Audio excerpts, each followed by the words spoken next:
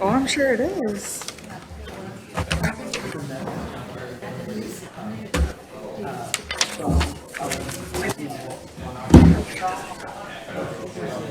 Finding out. It's in the truck.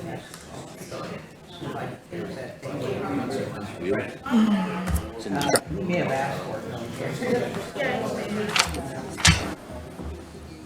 No. Now, some of these were donated. Yeah, well, And they're, here we got extra. well, it's,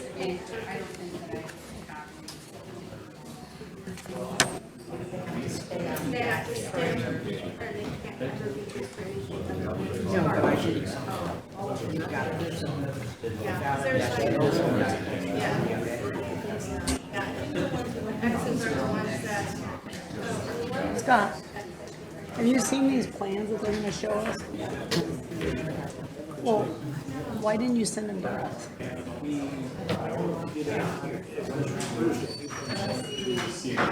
These guys. Yeah.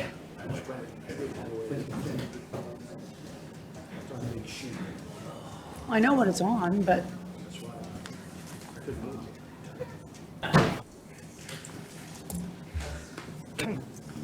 I'm just saying, they're gonna be presenting something none of us have looked at. So I hope they're not looking for a decision. He didn't give you anything to put on the screen from Vandenbrink.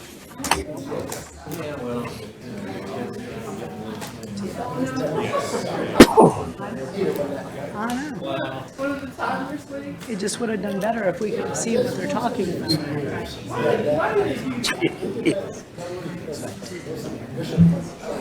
It's here to complain. Yes, we might be able to have a good argument. You know, I don't have a good argument, do you? Well, Yeah, but at least you've seen it.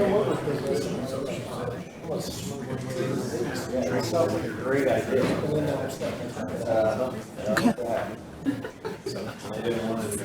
That's not ours. This? no, I already heard their That's already arguments. I seen. hope they don't just repeat. Yeah. from like last Wednesday. Yeah. They didn't want to leave it there. 2 or 3. I think it's 3. They're just supporting. Harder to read too. Couldn't be here 2 seconds. You ready? Ready. We're going to start tonight's meeting. Before the Planning and Economic Development Committee meeting, we have hopefully a couple fellows from Fleece and Vandenbrink. And at the last city council meeting, I asked for an update on this project because I hear we may have some discussion. So if you want to come forward, and these are, in 21 and 22, we received federal grants for sidewalk programs. The 2021 was supposed to start this summer, and I believe there's going to be delays in that. And I was kind of hoping we'd get some kind of an explanation for what's happening. Absolutely. First introductions, my name is Tom Cicero. I'm with Fleece and Vanderbrink. I'm out of our Indianapolis office. I head up our overall Indiana region. With me is Chad Salzbrenner. He's PE. He's actually out of the Fort Wayne office. And you may have met Larry Lawler in the past. Was working on this project. Unfortunately, Larry decided to move on from F&B like within the past week or so. So Chad and I have been scrambling to get our arms around this to kind of understand where it is. And actually, I think we have some good information to share with you about that. So Chad will be taking over as project manager. Chad's been a project manager here in Indiana for 20 years. Chad and I have worked together at previous firms. We've worked together going our group, which I'm sure you've been with Lowe's for a while. You've heard the name. So I have confidence in Chad's abilities and understanding the DOT situation. So stepping back, that we applied and we received federal monies, federal funding for the sidewalk, and then ultimately also received for phase 2, which is to happen a year or so subsequent to phase one. When we undertook this project, as part of the federal requirements, there's a need to do an environmental study to meet the NEPA requirements, because you're using federal money, you have to jump through all the hoops, you have to do all the things. One of the requirements is sometimes can be an archaeological reconnaissance. What's under the ground? What are you digging up? Things like that. Things like that take a lot of time because there's a lot of research. Our opinion as we moved into this project, as well as our environmental expert that we always sub off to, is like, that's not going to be needed. You're going to be doing a sidewalk in an urban area which has already been disturbed. You have building going on. There could be no possible reason why you would need to dig underground what's already been disturbed. Year into the process, NDOT says, no, sorry, now you got to go back and you have to do an archaeological reconnaissance. So there was nothing that could be done. We had to go back, and right about that time was also when it was getting into the winter time, the ground's frozen, that part got delayed to the spring, and that is what has caused the delay in this project altogether. On top of that, when the information was submitted to NDOT, they sat in for a whole year in their review process before they finally got back to us. Needless to say, that issue has caused this project to get delayed and has caused everything kind of going forward. So, and then the last thing, because there was monies for the engineering, then there's monies to acquire the easements that you need to get, and then there's monies for construction. The money for the right-of-way was programmed in the middle and was based on the environmental study being completed as we had fully expected. And then when the environmental study got pushed out here, the money's programmed, and so when the need for right-of-way happened here, the state says, sorry, that money's gone. It's no longer available for the project. That's the situation we find ourselves in as of today. And I promise I'll stop talking here shortly. But so we had a really good meeting today with the NDOT program manager. I think Ross was on the call as well. Because you have phase 2 out there, which was to be about a year after the old one, we investigated the potential, since the one project is sliding out, possibly using some of that, because with the environmental, the letting gets pushed out, maybe grabbing some of that money that was sitting there in the construction, use that money for the right-of-way, and then combine these two projects out in the future. In the end, you're saving money because you're letting a project that's bigger, but you're going to save money on some of your different things of it, so it will be like a per unit cost be better. So we are working on a solution to this right-of-way money, and I probably talked to you in circles, and I apologize, but we are working on a solution to this issue of the right-of-way money not being available. We're going to try to work with NDOT. We talked to them, and they said they'd be open to that resolution to take some of that money out of the construction and push the projects together down the road. Chad, you want to add anything specifics? Yeah, just in summary, I think one of the reasons you were probably concerned is you had heard that you had lost your funds for right-of-way acquisition services. So as Tom's saying, we're going to work with the city, put a letter together that would request transferring federal funds from the construction phase to the right-of-way acquisition services. That way you're still utilizing 80% federal funds for the right-of-way acquisition phase. And as Tom said, our anticipation is by combining these two projects in the same letting date, we anticipate getting better, because it's a larger project. There's certain things like mobilizing and demobilizing, the contractor bringing their equipment to the site, taking it off the site. There's certain things that should help to reduce the construction cost of those two combined projects. And what we're hoping in the end, by doing this, you may end up with the same bottom line total cost, it's just gonna be a different time frame. The other thing we learned today was your phase 2, which you were programmed that it was supposed to be let in February of 2027. We learned today that the state has already pushed it out because of their funding issues, 6 months. So we weren't even aware of that. So that actually kicks it into another state fiscal year.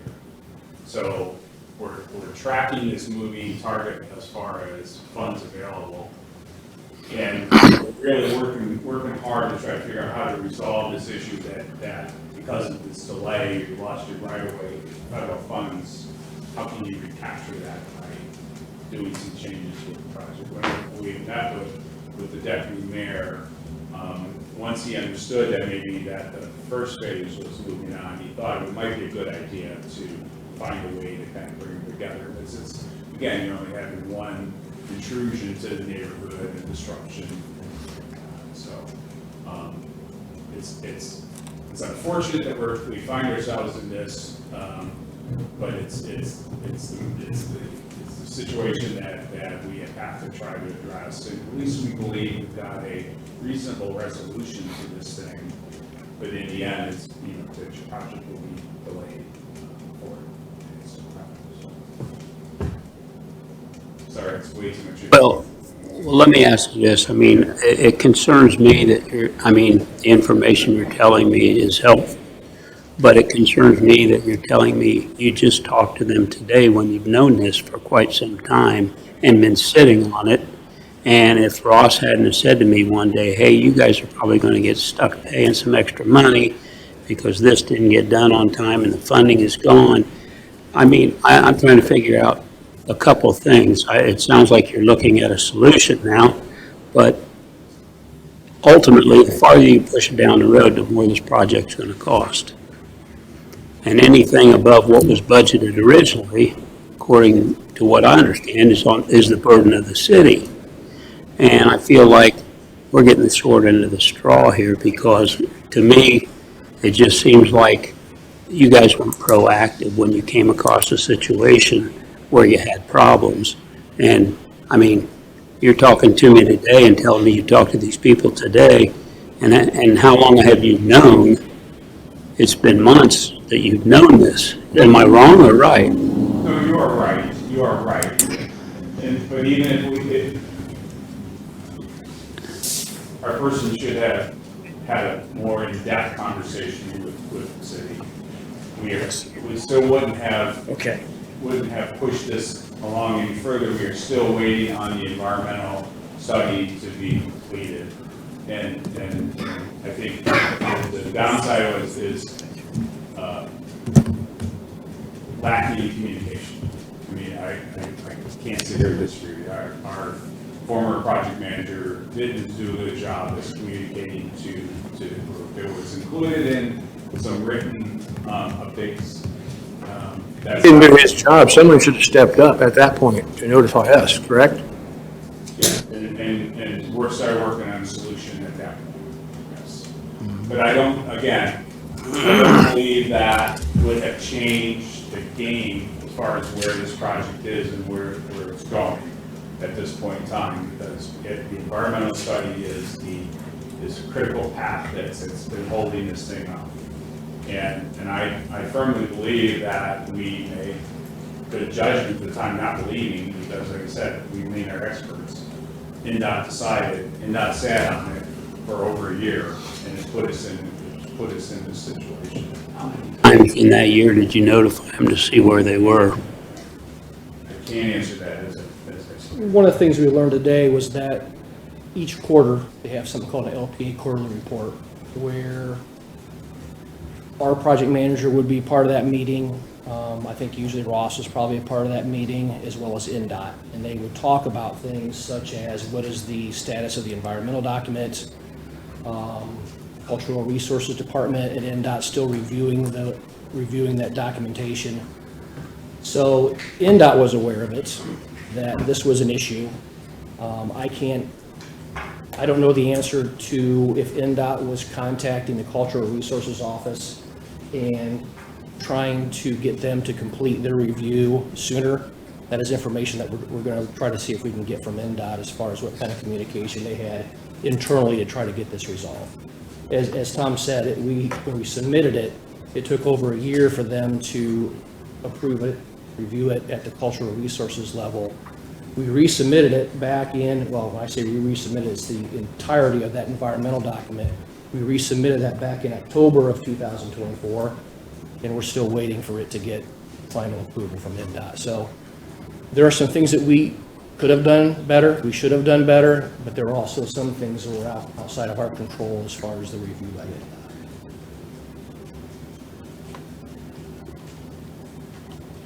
So we really still don't have any kind of a timeline on either one of these projects. I anticipate the timeline for both projects is probably going to have an August of 2027 letting. That's shovels in the ground, August of 27. August of 27 is when the contractors would submit their bids. So they would submit their bids in August of 2027. By the time all the paperwork gets hashed out between NDOT, the city, the contractor, they probably would start construction the very end of 27. You'd probably see most of the activity in 2028. At the end of 2027, then you're right back to where you were, where the ground is frozen. And like, I don't see that being an ideal time to start this project. There's some work that they can start doing in the fall, and even in the winter with that type of work. When Tom was referring earlier to the weather conditions, that had more to do with the people who had to do archaeological reconnaissance. That impacted their ability to go out and do their services. Weather does have an impact on contractors, but they still should be able to start some of their services the end of 27.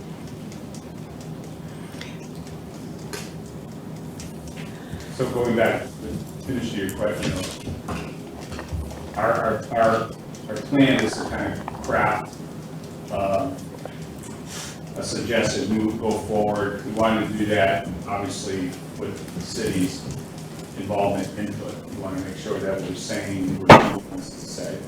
And we want to try to push hard for it. So again, I can't sit here and say there's a reason why it wasn't communicated better. It should have been, and I take full responsibility for that as the leader of our Indiana group. But I'm saying just you're going to do the best you can to kind of keep this thing moving forward. And I think hopefully in the end that the projects as we go with these collectively will be delivered at least within the same cost range as we had originally anticipated, but obviously a little later. How much more money is this going to cost us, do you know? I don't have any idea, Scott, and that's the question, because am I wrong about that, the way these things read? Any overages is on the city. And, if normal circumstances, if it just came in a little higher than expectations, because, the way you guys explained it to us, I know it wasn't you two individuals, but your firm was, that, you had inflationary numbers projected out for 5 years and all these things to cover the cost. And, we've been diligently funneling our money into the system for five years on the one project, and next year will be the 5th year on the other. And, with the cost of where things are going, another year or two on this project is going to put us in a terrible position, is the way I feel about it. And I just don't understand why this was never brought to our attention before. When did this start? This started the last administration, correct?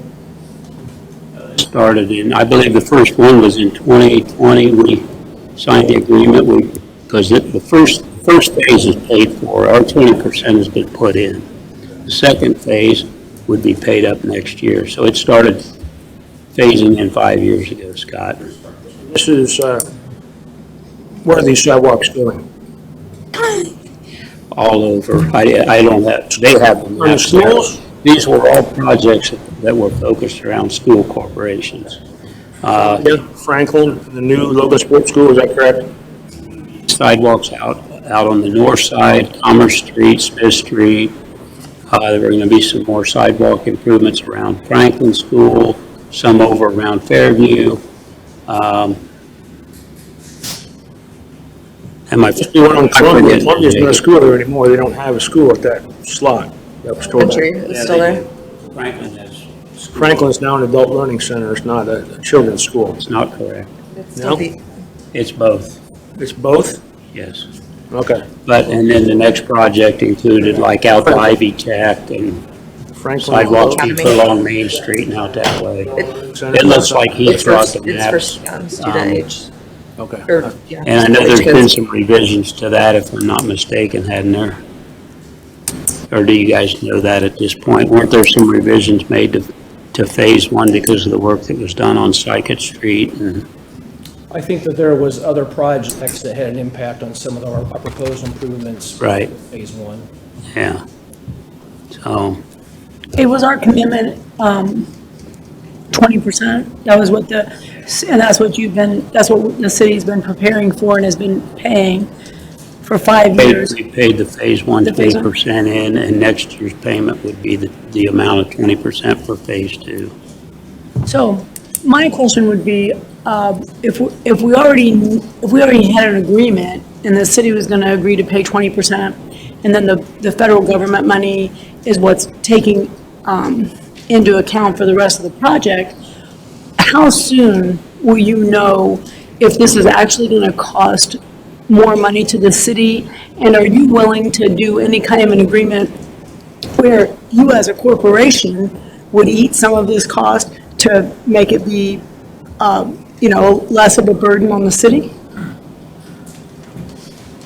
I'll take the first question, is the 20%, right now, what we're working through is the engineering agreement.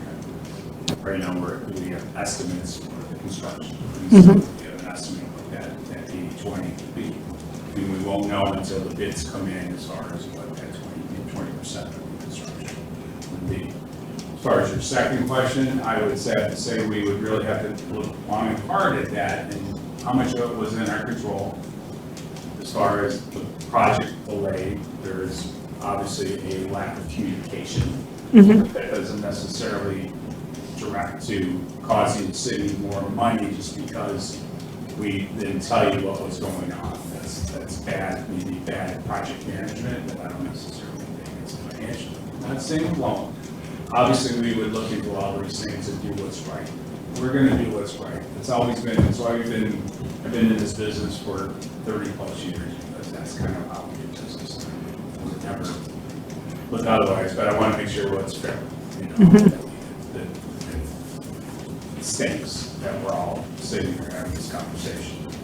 So, but part of my first question was, so how soon are you going to know the numbers? So that, we're sitting here talking about stuff that we don't have any numbers about, so we're just talking about timelines right now and putting the two phases together. So my question is, how soon are we going to know what the numbers are so we can see how it's going to affect our city budget? We won't know that till they put out Right. RFPs. We would be able to provide an estimate, but that's all it is. Right. It's an estimate. So that would be August of 2027? Yes, yes. Okay. And one of the things that we'll do too is there's various submittal stages as we go through the preliminary engineering. So if we do those submittals, then we'll update it's called Predicting the Probable Construction Costs, it's essentially estimates, where we'll go through and we'll look at the unit prices that NDOT's receiving for their other projects. They put all this information into a database. So as we go through this process, we're going to be continually looking at what are those unit prices coming in at. It is difficult in 2025 to know what exactly, Yeah, I understand. approximately what those construction costs are going to be in 2027. It's a challenge. Okay. But we'll continue to monitor that. And And if we see that the construction costs are coming in higher than what we had anticipated, we'll discuss that with the city and with NDOT and see if there's an opportunity that maybe more federal funds could be shifted over to this project as well. Well, is there also the opportunity to change the game plan? Okay. So I also have the question is, so the project manager that was such a poor communicator and didn't properly keep the city informed, is he still working for your company? Okay.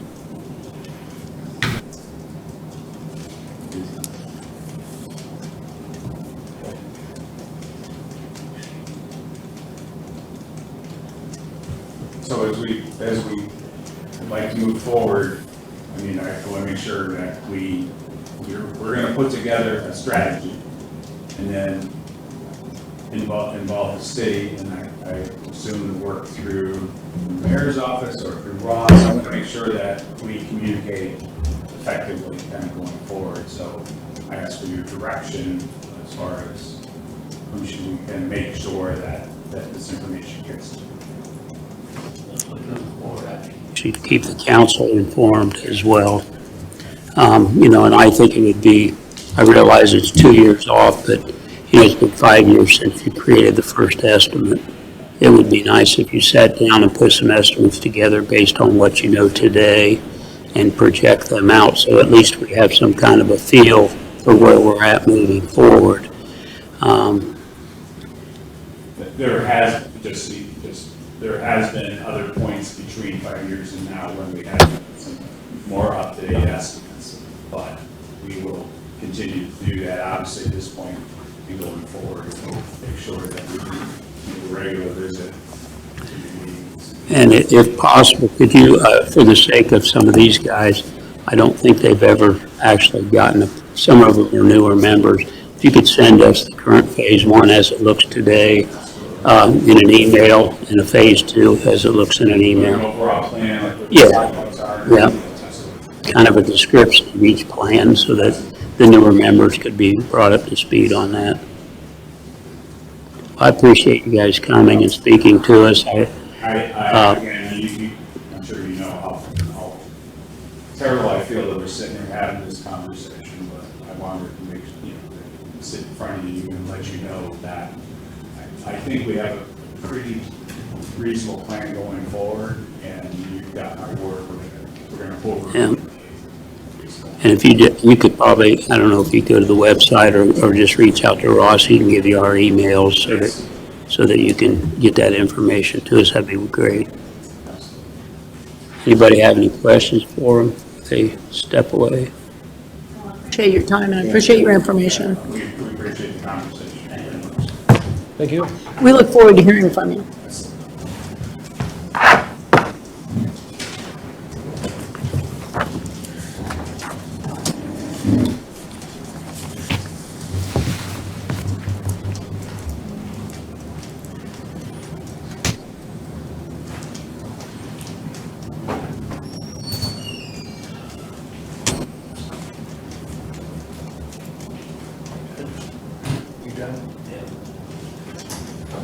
Planning and Economic Development meeting will start at 5:26. As you recall, we were discussing this in the meeting, and we decided to table it until maybe a possible better plan was coming on. Mr. Neighbors, did you come up and explain your plan? Or Bill Cuppy, both of you?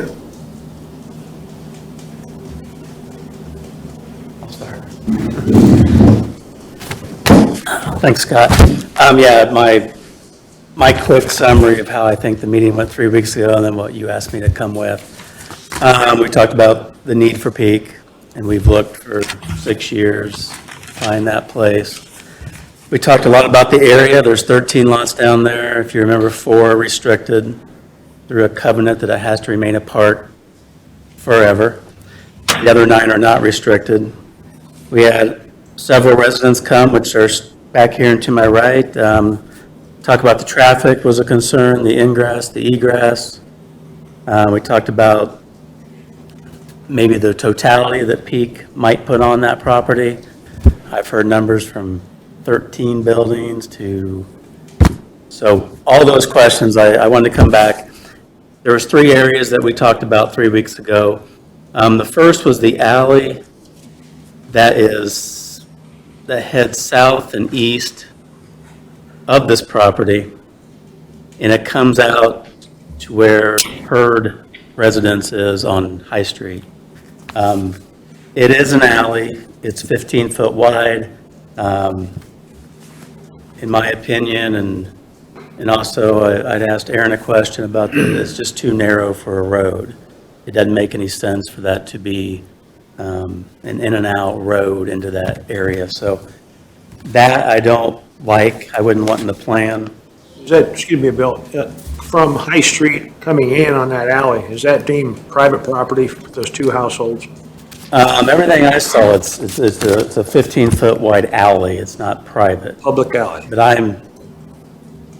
Yep. if I'm wrong, somebody please tell me. Based on what we found, that's what it is. Okay. The biggest part of this was the layout. And, yeah, that's not a good picture. Is this TV not working, or?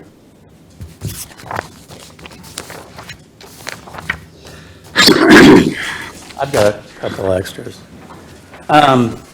This is more of an aerial printout of what you see up there, what you hopefully you'll see up there is from Peak. It's the layout of what they project their buildings to be. I put on the aerial photo, which Thank you. makes it a little easier to. Picture for the TVs, Bill? I'm sorry. Do we have this picture for the TV? I don't think that's it. There's a couple of those up there. I got one, Bill, thank you. The totality question last time was how many buildings. Peak is agreed to and willing to put in writing that there will not be more than 4, or excuse me, take that off there, not more than 3 buildings on the facility. My drawings are not to scale, but as you'll see, closest to the river, on lots 28 and 29, which are not restricted, would be a duplex. First and foremost, the first construction project would be the group home that you see, and those are laid out mainly across lot number 13, a little bit on 4 and 12. And then you move down to the east, you'll see another duplex, mainly on lot 10, but also on 11 and 9. So in totality, there would be 3 buildings. The first that they know they're going to do right away, if granted the property, would be the group home that is currently, remember, on High Street. They want to move it to down here at Dunwoody. There's this aerial. Actually, I got 3 more.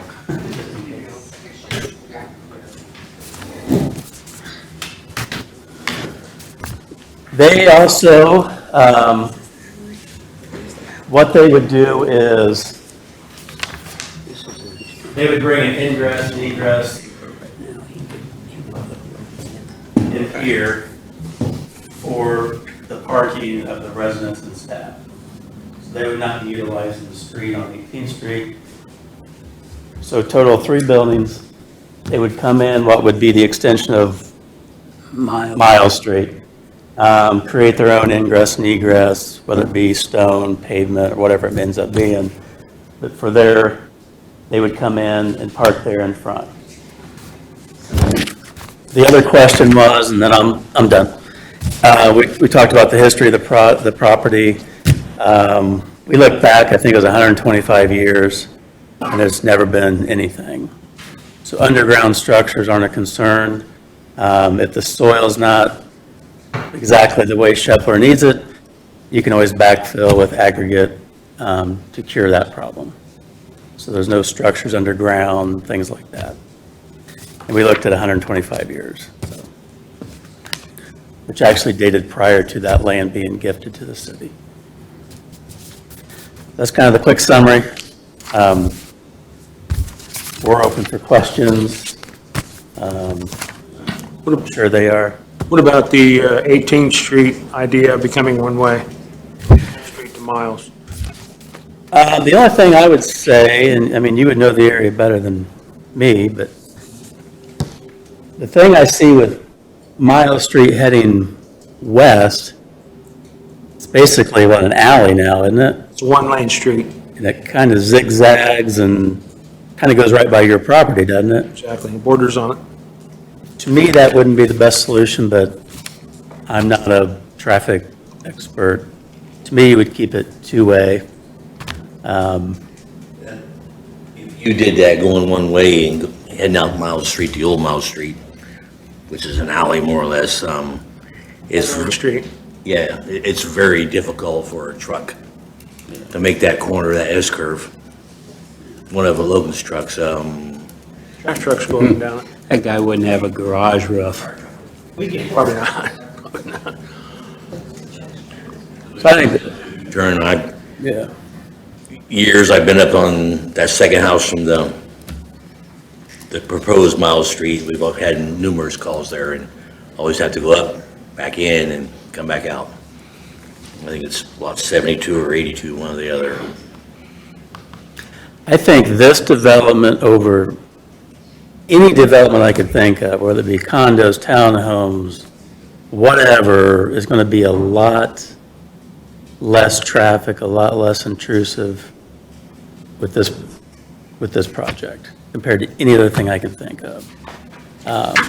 So my opinion, you would keep it two-way. You would have ingress, egress in and out of their facilities. We don't touch the alley and make that anything different next to the Hurd residence. In the 3 maximum buildings, I don't foresee personally any problems. So the original plan, since we tabled this, has not changed. There's one way in, one way out. 18th Street. Correct, other than we've defined that they will be parking not on the street, on 18th Street. Okay. And that the max would be 3 buildings. There Okay. would be no more 10, 5, 7, none of that. There'd be an agreement that there'd be a max of 3 buildings.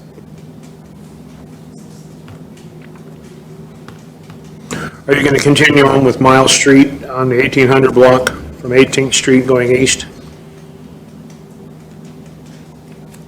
18. Would that be pretty much, you pretty much have to do that to have parking on those lots? I would say that if it's not already vacated, it should be vacated and become part of Peak's responsibility for the ingress and egress into their new buildings. So no, I would not take it all the way to that alley, Okay. personally. Okay. We talked a little bit about timeline, and he's gonna build the group home and then refocus his attention so that he can move the people off of High Street. And then he's gonna go and refocus his attention on the Tipton School property for a while. The group home, to my understanding, and Mr. Neighbors is here, would be the next build they would have to alleviate the High Street issue. Then they focus their attention back to the Tipton School site to finish out their development there. Then they would come back and build the duplex just east of the group home. That could be next year, it could be 4 years from now. There's no definite timeline.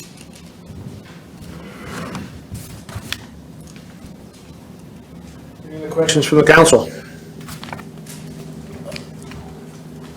So are we adding an additional road right in front of duplex 2829? That would be up to Peak, he said. It's not gonna go all the way across, Bill said, but they're gonna have to enter from Miles Street right through there. Parking would be in that area.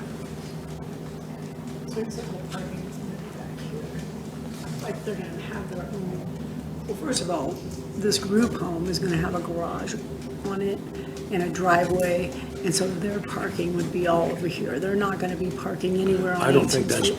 that's not Dunwoody Park to the east of that line. That's private property. It goes, Right, but it's- Dunwoody Park goes to here. Yes, but the parking would all be here. We wouldn't be parking out here. And this group home, they're They'd be gonna parking have, here, there, around yeah. the area. And the group home has, he said it would have a garage for their van, remember that? Like this. You can't get a truck through there. can, but This is just an alley though, right? Yeah, that is the alley that curves around and comes out. This is the alley, and it curves around, comes out where the Hurd residence is on High Street. So it would be 19th Street, but there is no 19th Street. So it's 18th Street, It's just And- west of 19th. yeah. square there, because that's their property too, and like for a turnaround, like a little cul-de-sac. Okay. Yeah, this type of garage for us, and this will- Any other questions from the council? Yeah, I have a couple. I'm Jan Newton, I live on 7th Just a moment, Street. ma'am. Just a moment. Pardon? Just a moment. I'm sorry, but. You're okay. We'll open it up to public comments. If you want to come up to the Oh, I'm table. sorry. Okay. Come on up to the table and list your name and address for the record, please. Come on up to the table, please, Jan. You know me, Scott. Thank you. You know I can't keep my mouth shut, so. No worries. Come on, Jan. Go ahead. Ready? Yeah, go ahead. I missed the council meeting because I've been in a fog for a couple of months due to illness, but I'm back now, and I live on 17th Street, 74 17th Street, and I'm concerned about a couple of things, but I wanted to just go over with you. When was this idea first floated to the, did Peak approach you? Did you approach Peak? How did all this come about? Really, Jan, I'll speak to that really, because we've been looking with Peak for quite a while. I knew that. One of the requirements is, and Chris, you correct me if I'm wrong, their properties have to be within the city limits. So that limits the availability for different places. And this was just one of the, it had been declared surplus numerous years ago, and we just felt like, well, it's just sitting there, and we felt like it. And I'll speak for myself, I don't want to speak for anyone else, that this might be a perfect solution to a development that was easy on the neighborhood. You know, the idea that there's going to be all this increased traffic and all this, the traffic will be minimal. The bus will transport the patients that live there to their work and back each day.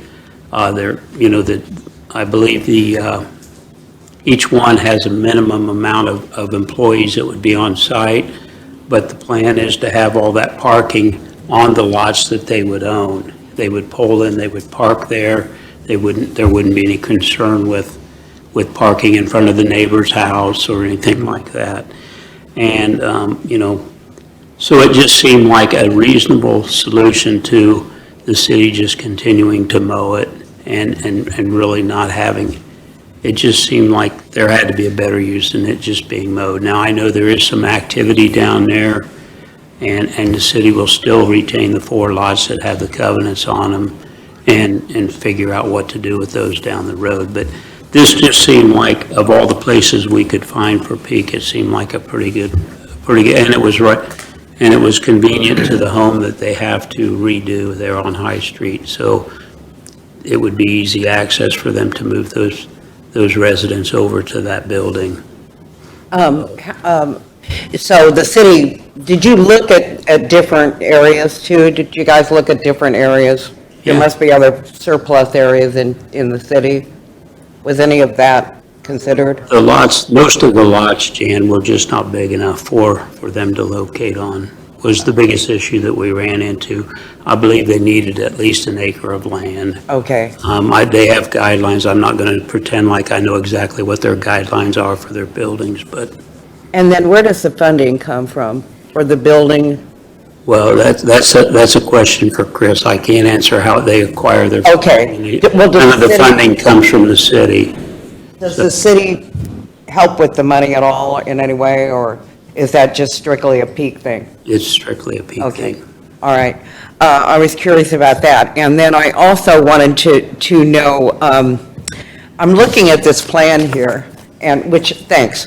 And it's very clear, but what concerns me is the river area. I'm looking at the lots, and It's not clear to me why years and years ago, somebody would have donated in such a strange way, rather than having 3 lots together. And I'm noticing that the lots that the city would retain, because they have to, from what I understand, in perpetuity. I'm looking at 26, 27, and what is it, 30? Yeah. 30 and 32. 30 and 32. And in the middle of that are 2 sections that, who would that belong to? Would Peak purchase that? Peak would have 20. The 2 X's that are in the middle, I'm assuming that's city property? The 3 X's that I put, I think on the map that you've got Yeah. in, I believe those are the ones that would go to Peak. That would go to Peak? Yes. And that would be in the middle of the areas that would be retained by the city for whatever purpose you might come up with? Right. That seems illogical to me. Well, it I'm a does, little and concerned about what would Peak do with that territory that is in the middle of something that is still owned by the city and still designated park area. yeah. And quite honestly, I mean, at this, what I would say to you now is that, it is strange, and I gave you the. Yeah, it is very strange. I didn't realize that. I've been over there to Dunwoody Park countless times, and I had no idea that it was split up that way. But I guess what I'd say at this point is that as time moved on, that would be the last of the 3 that they would build down there.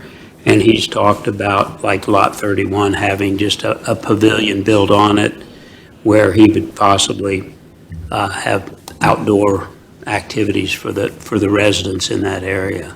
I guess my concern is having it split up that way, that whatever was decided to put in the areas there, you'd have this, and then you'd have Peak, and then you have this, and then and that seems to me to be an issue for the future. When I talked to you, one of the ideas that you said people had thrown around, which I had thought of, was doing some kind of a city garden there, whether it would be flowers, whether it would be vegetables, whether it be a combination.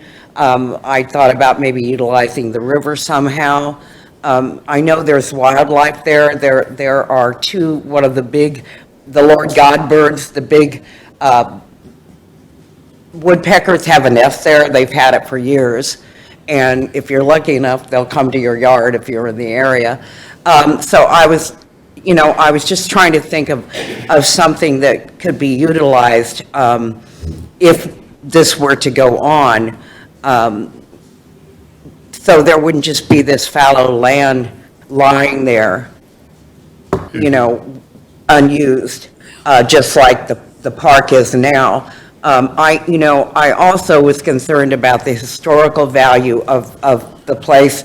I realize that it's sort of a forgotten park, but it has very strong historical significance for the area, for Logansport, but particularly for that area. I lived next to Marvell Dunwoody for years, and I don't know if any of you knew her. She's a force of nature.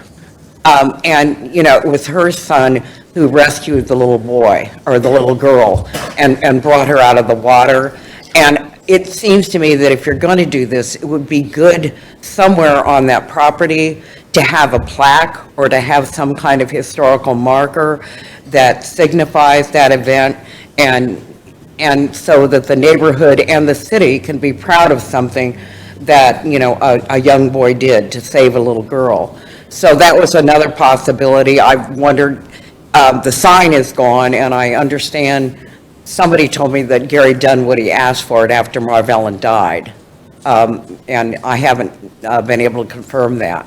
So the historical value of it, I would really like to see something done there, a plaque or something that keeps the neighborhood and the city aware of just what our residents have done. It's a small neighborhood, and it's a tricky neighborhood, I think Dave said once. Because of the way Miles Street curves, I'm concerned not so much about the overall congestion, though I think that end of High Street from 17th on up to the light is really congested all the time. And 18th Street is narrow, and coming out of it, and I can give you my personal experience, you can, accidents can happen there, and it happened to me. That's why I don't ever come out on 18th Street anymore. So I'm concerned about 18th Street and about the parking on 18th Street, because I know the residents, some of them have to park on the street. And I'm also concerned about Miles Street and the traffic on Miles Street. I wasn't clear,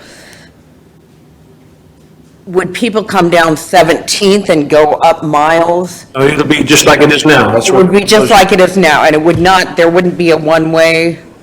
Okay, You're that not- was my that's a good other idea. That concern. was the original plan, because we're sticking with the original plan now that we tabled, Okay, so. And- We run just like it is now. okay, so it would stay the way it is now, so the traffic pattern would still be the same, but there would be some increased traffic because of the group home? Yes. Okay. My concern was Miles Street, because it's a tricky street.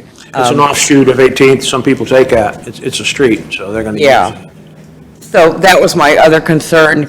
And I was also, how big is this building going to be? I mean, It will fit two nice. stories, one story? I believe they're all going to be one story, is that correct, Chris? Is it going to be? One-story buildings. Okay. They And will fit on that lot. so there'd be 3 buildings, and each of them would be 1 story? There'd be 3 buildings, and each would be 1 story? Okay. And the entrance would face, Well, the entrance would face, not the river, obviously. the entrance would face Miles. So it would It's face, not- okay, yeah, so both it would face 18. It's the river, It would face the river. yeah, Okay, yeah. all right. The only way into it would be 18th Street at Miles Street. Yeah, that's right. If you go Go down, down. you have to. Okay. I was just curious because there was some talk of extending Miles Street across. No. No, Never in the okay. plans. How many residents would there probably be, do you know? Can you give me a ballpark? So if it was totally full, yeah, 6 at the group home, then you would have 8 of each duplex, that would be 16, So you'd have like a group home and 2 other facilities, correct? And and they'd be duplexes? Yes. And how many, and so, It'd be 22 people with intellectual development disabilities, Alright. and we were totally full. would there be any concern about safety of the residents in the home? That was another concern I had. Okay. No concern whatsoever. All right. I was just thinking of that little girl going under. And there are trees in the back. Would they be cut down with some of All of the them will be trees? cut down, yes. All of them? Okay. Chris, if you want to come up, and do you disagree with what I say? No. Okay, if you wanted to, you better come on up. If you want to rebut anything I say, you can come up here and sit if you'd like, answer questions, please. Okay.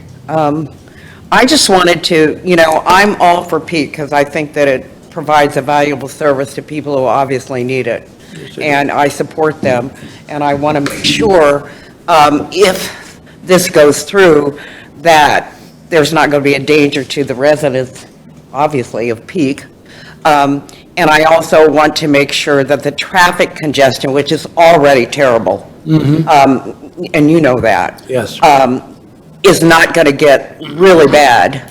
I am concerned about Miles Street because it's such a narrow street. True. And you can't see around that corner. And the alleys, some of them that go up, particularly the one on 17th, is pothole. Let's just put it that way.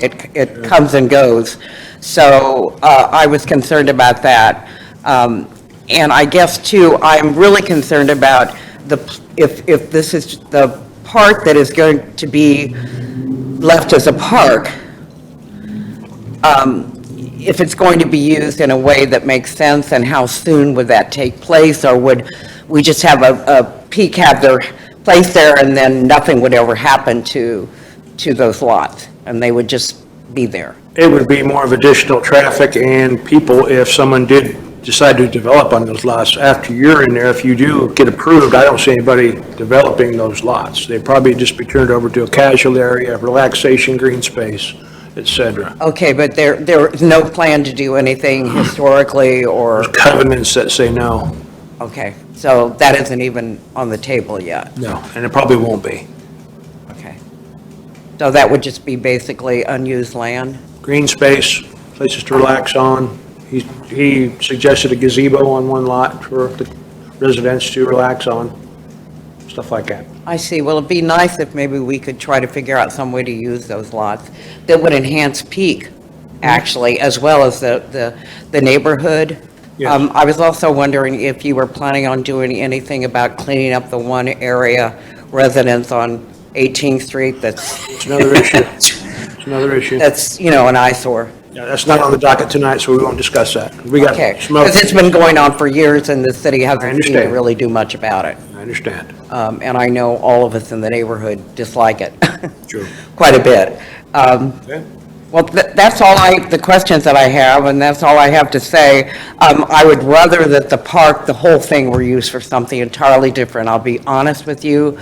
I just think it's a wonderful little neighborhood park, and I know that Riverside is close by, but Riverside's not as user-friendly as it used to be for a lot of people, and I feel like we're losing our neighborhood parks in the city, and I just, I'd hope this one would stay. Particularly, I know a lot of people don't use it, but that's because the city's never really done anything to it, so that it could be used. Sure. That's because, So that's really all. because parking has been a problem. Pardon? The reason that this has become a surplus park is because there's really not anything that you can do at this park and be able to have parking. Like, you can't have like a soccer league, a baseball league. You can't. Yeah, I wasn't even thinking of that, Susie. Yeah, you can't do that because there's no place to park. And you know where I live. Yes, So I've been to Dunwoody Park lots and lots Yeah. of times. And it's just not conducive to being a park that you can use for people to be able to, you can't even have I don't know how big your family is, but I couldn't even have a family gathering down there on a Sunday afternoon because that'd be 30 people. So it's just not conducive for what you would like to use it for. well, I see what you're saying, but I think, there's also a solution to that. You could create parking. If we're creating parking for Peak, you could also create parking down there for people to utilize the park in maybe a limited way. You're correct about that, but that also increases then it becomes the Parks Department issue, and then it's a place the park has to maintain. And we have, the city of Logansport has more acreage for parks. You compare us to any city our size, and we're doing plenty with parks. We got plenty of parks, we got plenty going on at our parks, they're maintaining them, and it becomes very expensive and time-consuming, Jan, so you have to make sure that it's something that it just would be doable.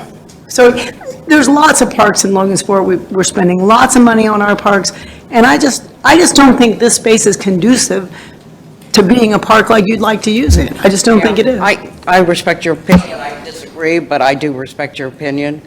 I just don't want it to change the neighborhood so that I feel like neighborhoods are going by the wayside in a lot of areas, in a lot of places. And this has been I've lived there since 2005, and I moved from the west side, which is, really going downhill. And, I just feel very strongly. I live on High Street. Time constraints here. We have other people that want to speak. Yeah, I want to quit. I'm sorry. I know I took too long, but I was just speaking for a lot of people. We appreciate your I also want to concerns. point out to you that you talk about the congestion on High Street. Jan, it's not just 18th Street. I drive home from 4th Street every single day, and I pick my poison. I can turn on 16th, I can turn on 17th, I can turn on 14th. High Street is just congested. Susie, you just need to go through Riverside. That's how I go every day. Okay. I've had too many accidents on High Street. Thank you very much. Any other comments from the audience? Paul, come on up. Paul Wilhelm, 630 South 15th Street. I did want to address some of the issues. There will be traffic other than a bus coming and going. There will be caregivers coming and going. There will be administrative staff coming and going. The buses will make multiple trips per day. I've had people from Peak come into my shop, and they have someone always accompanying them. Some of the people are very high functioning, some are not. It's a mixed bag. So there will be traffic. There are going to be visitors coming to visit family. And a lot of these people are coming here from out of town, so these people are going to be unfamiliar with the area. They're going to drive down there and try to figure out the mess of Miles Street and all that. I find the idea of building within the park land itself to be a bad idea because it restricts us long-term as to what we could do with that park. I understand there's a protective deed covenant. Protective deed covenants have been broken. There are ways to do it. There's certain eminent domain things that can be done. It can be done. It's a very time-consuming process. Same time, we have Riverside Park. We're building and developing there at Riverside Park. Hotels, townhouses, all those things are going in. That's going to mean there's going to be more pressure on Riverside Park as a neighborhood park. And it's already at times, if you go down there on Saturday and Friday, it's pretty congested in the evening sometimes. You have people playing basketball and other things going on.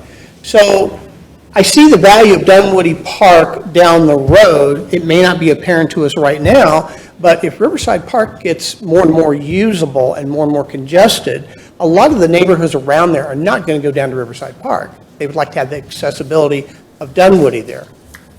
So I think building, I don't have too much problem with the other two units, but I have a problem with that unit within that. I think we're being short-sighted. I don't think we're thinking big-term, long picture as to what that could look like. The other issue I have is just going to be the cost. If they're going to do all the entrances off Miles Street, there's going to be a cost involved in that. And is Peak going to pick up the cost of putting in a new street there? Are you going to put in the cost of sidewalks? As we all know, and I know the Parks Board has brought in ADA experts to tell them all the problems they have with their Parks Department, and I know that they eventually want to come to the city and do the same thing. We are going to have massive expenses and costs regarding ADA compliant sidewalks over the next 10 years. It's not a question of will we be sued, it's a question of when.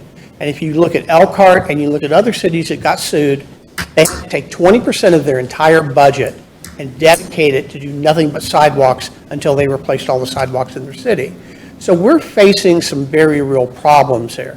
Miles Street's going to have to be resurfaced. There's going to have to be ADA accessibility and sidewalks there going to 18th Street. What are you going to do at 18th Street? Well, does Peak file a lawsuit against the city saying we want ADA compatible sidewalks going all the way to High Street?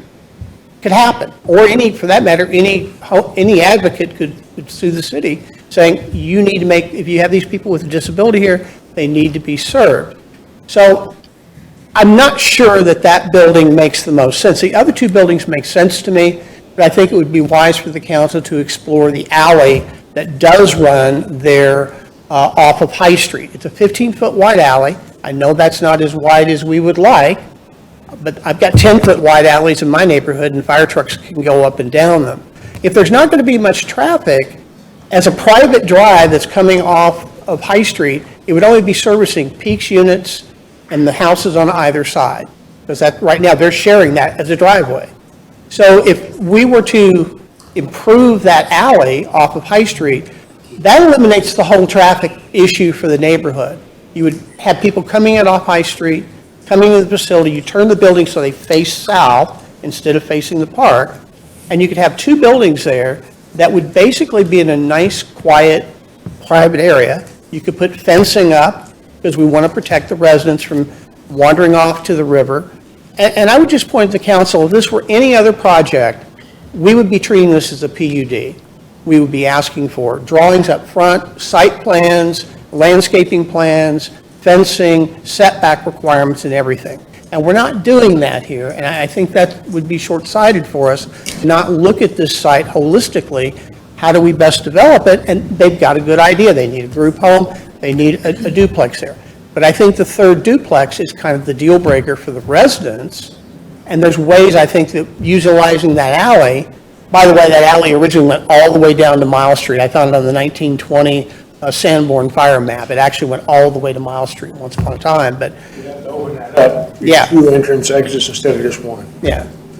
But I mean, it would be an opportunity to do it that way. I think it would be much less stress for the neighborhood. It doesn't solve Peak's total housing problem, but there are other sites out there that we haven't even thought about. For example, there's all that land NIPSCO owns on Erie Avenue, right behind the Batmobile Museum. Nobody knows what to do with that. Perfect location for group home. It's right downtown, close to downtown. So I just think if the council decides to move this forward, that, number one, there needs to be more information, more data, more drawings, more site plans, because with all due respect to Bill's drawings, they're not to scale. I can't tell how much room there is around it. And I do think that we ought to try to preserve as much of the woodland aspect of it as we can for the benefit of the neighbors, not only in terms of the ecosystem around there, but also in terms of just privacy. If you're living here on those houses on 18th Street and you're looking right out at a group home, that's not exactly something you want to see every day. There needs to be fencing and there needs to be some retention of the tree line there. So those are all things that should be part of a regular development plan. And I'm not seeing a regular development plan. I'm seeing a concept, I'm seeing an idea, but you're being asked to make decisions without having the same thing that any other developer would come before you and say, this is our plan, this is where the buildings will be, this will be the landscaping, this will be the fencing. So I would just encourage you, if you move it forward, you really need to have a complete plan to vote on, because you can't vote on supposition, and you also can't vote without knowing what the costs are. What's it going to cost to make Miles Street ADA compatible? What would it cost to make the alley a driveway? That may be a cheaper alternative too, and that would certainly reduce the traffic costs. But I think there's not enough information here for you to make a proper determination as to what's really going on, or for the residents to be comfortable with the idea. So that's what I have. Thank you. Thank you, Paul. Anyone else have a comment?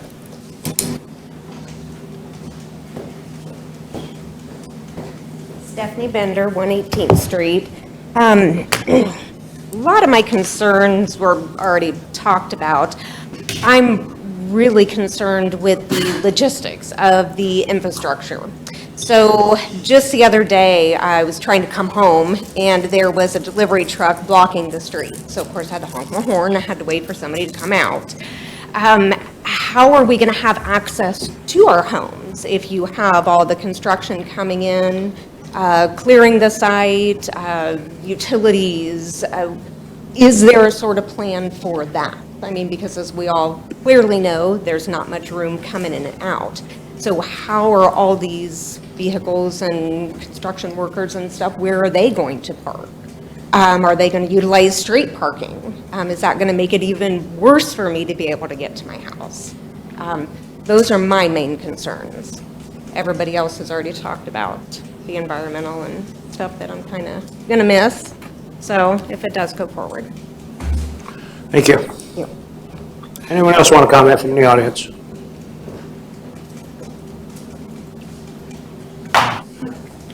Come on up, Jan.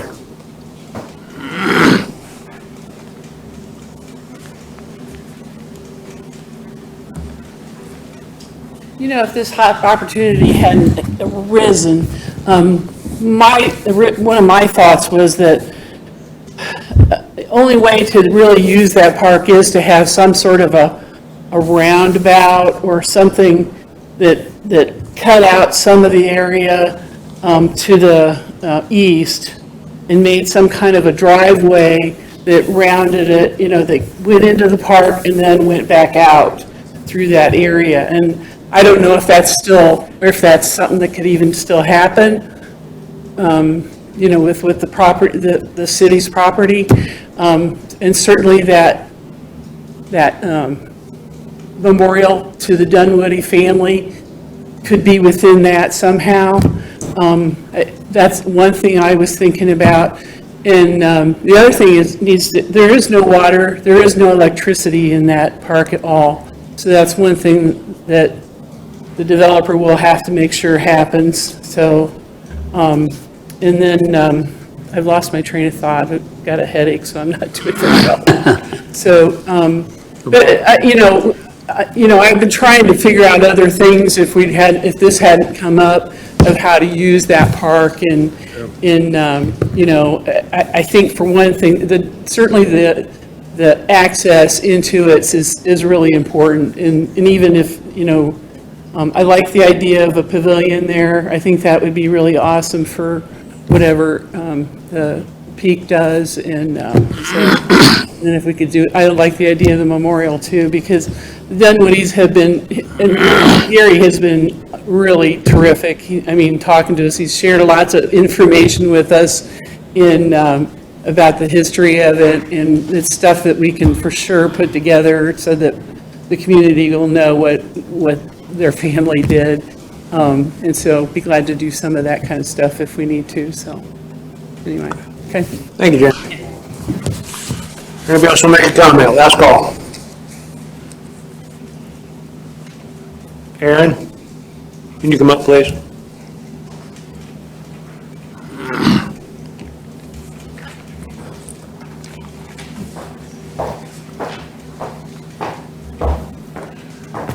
Do you foresee any issue with setbacks or something like that as they'll be building inside that park if they are approved? No, that zoning district is R3, so a duplex and the home that they're wanting to do is fine. Actually, each lot, as long as they would meet setbacks, could have a duplex on it if we would want to sell them individually, except for the few that have the covenants on them. We do require off-street parking, and we would require access. It wouldn't have to be through a road. They could do a drive. We would just have to define that.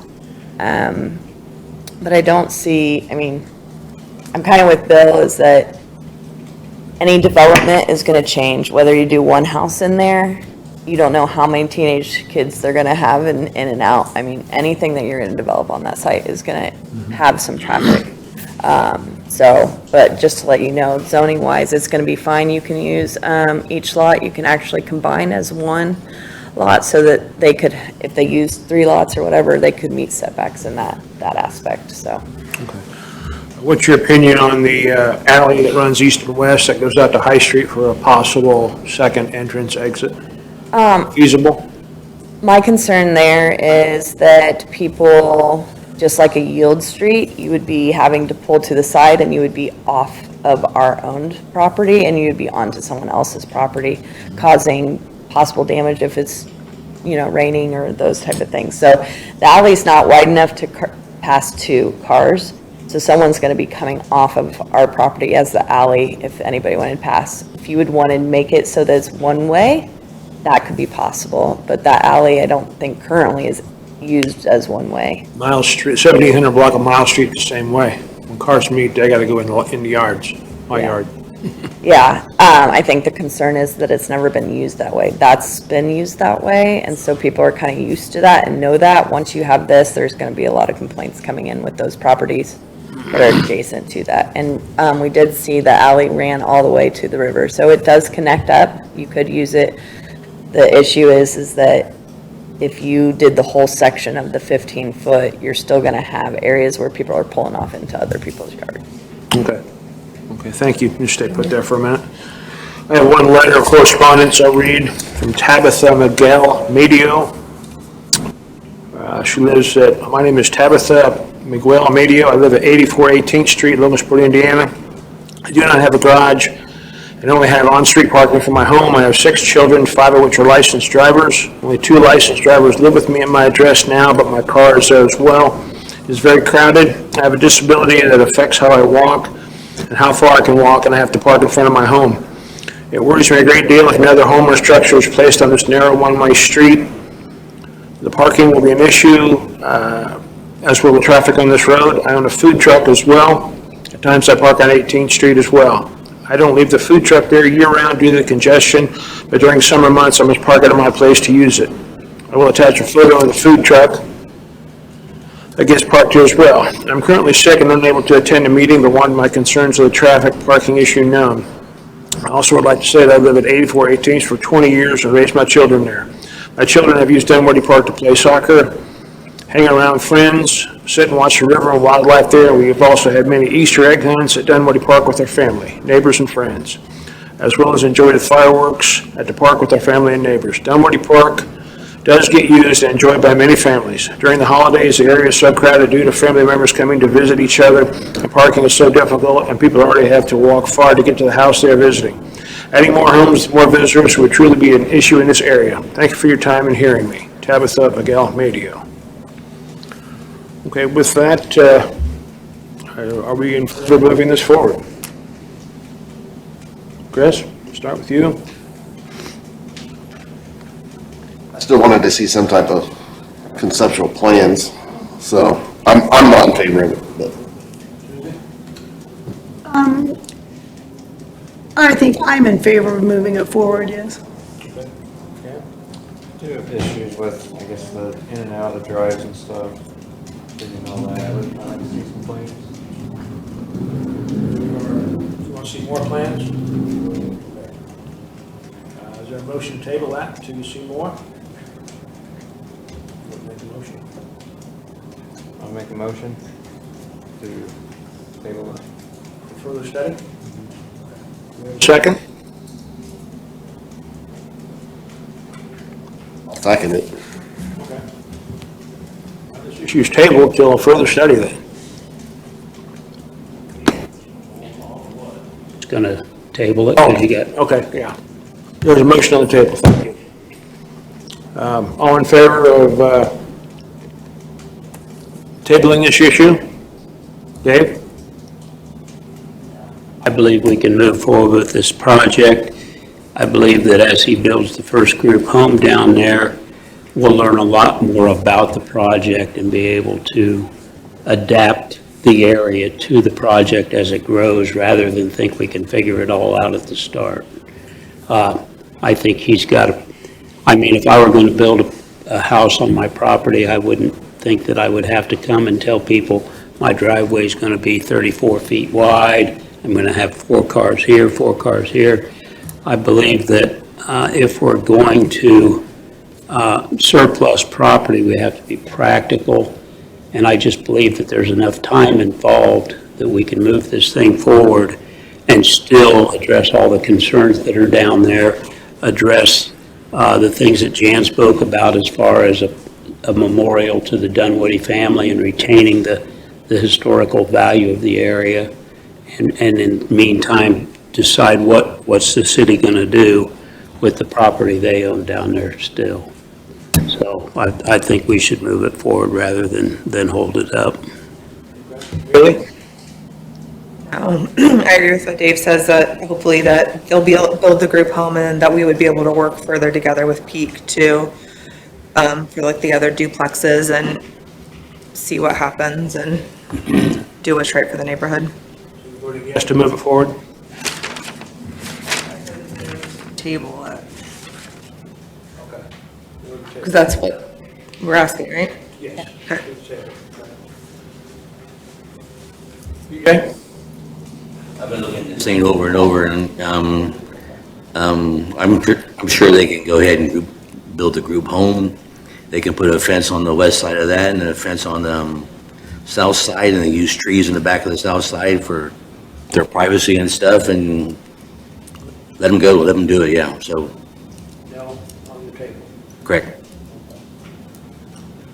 I'm voting yes on the table. I'm going to stay with my constituents who have told me that they don't want this to go in.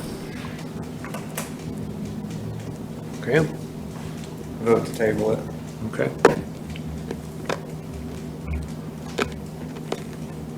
Susie? I vote no to table this, and I'd like to, I haven't mentioned this in the previous meeting, and I should have. I live across the street from the group home on 1616 High Street, and I have lived in that house for more than 35 years. And there were some things said before about, you know, there's always an ambulance there. That's not true. I want to say that there are people who work in the group home, and that's usually 2 cars, which are parked in the driveway. There are people who visit the group home. That's usually maybe one Sunday a month, and that usually will bring maybe 4 cars that would be able to park in this area where they're building this home. So it's not a big it's not a big problem with parking. That's just not going to be an issue. And I just really support what Peak does. So I vote no to table this. Chris? I vote yes. You vote yes.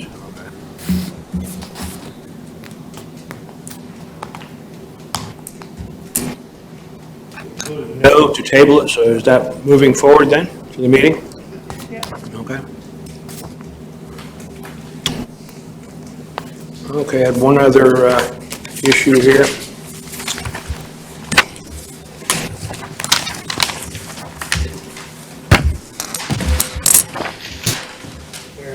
Aaron? Oh, you got something, okay. Thanks. She's leaving. Oh, yeah, me too.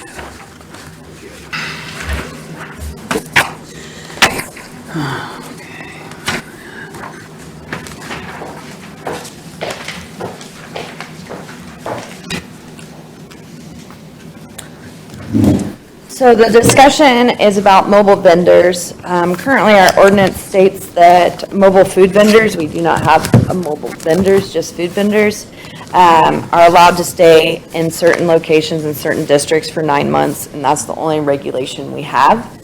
As you've seen around town, we have a lot more popping up, and so has brought some concern with the fire department, building code, as well as our office. And so we sat down and had kind of a discussion roundtable of different things that we would want to discuss regarding mobile vendors. So we added definition because we felt like there are some people, they do like dog grooming as mobile, there's a lot of other options out there. So if we were going to put in standards to just make it mobile vendors in general terms. I also told Dave that I would provide a letter to the food vendors that we have on our list, the ordinance, and let them know about, if this moves forward, to let them know about the council meeting. So basically, an application would be submitted and reviewed. There would be a yearly fee. That's kind of how it happens currently. And then we have actually stipulations of that they would need to move every day. So the purpose of this is to be mobile.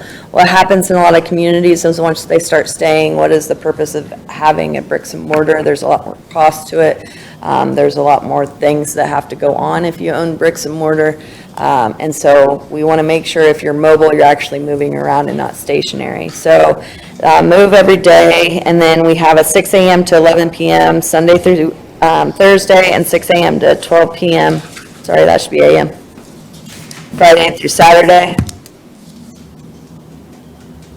And then, again, this kind of prevents them from staying in a neighborhood or too long, or being almost being like a permanent structure, which then kicks into health department, different regulations, and fire department, different regulations and stuff like that. All mobile vendors must comply with local and state federal regulations. At no time may a vendor or its equipment block the flow of traffic in the right-of-way, vision clearance area, fire lane, emergency access, land or handicap parking, or access area. In addition, any vendor on the private property shall not interfere with traffic flow of the property.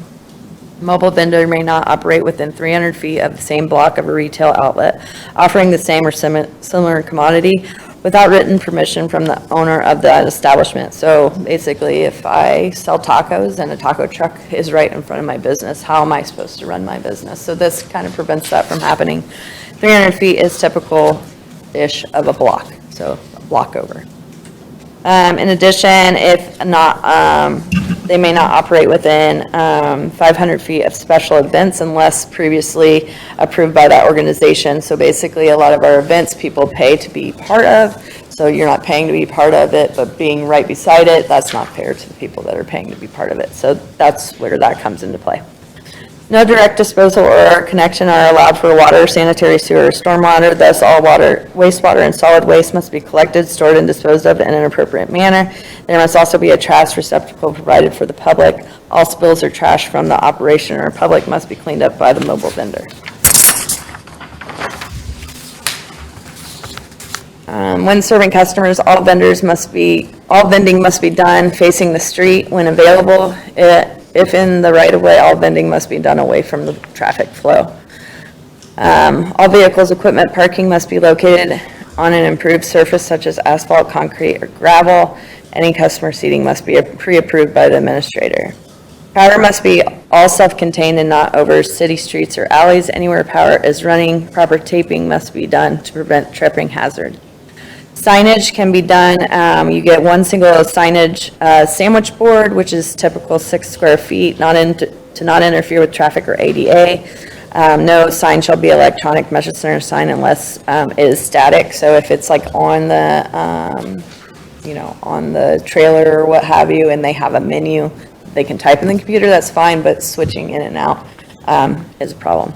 We've also had concerns with lighting and flashing, being in commercial districts that have residential nearby.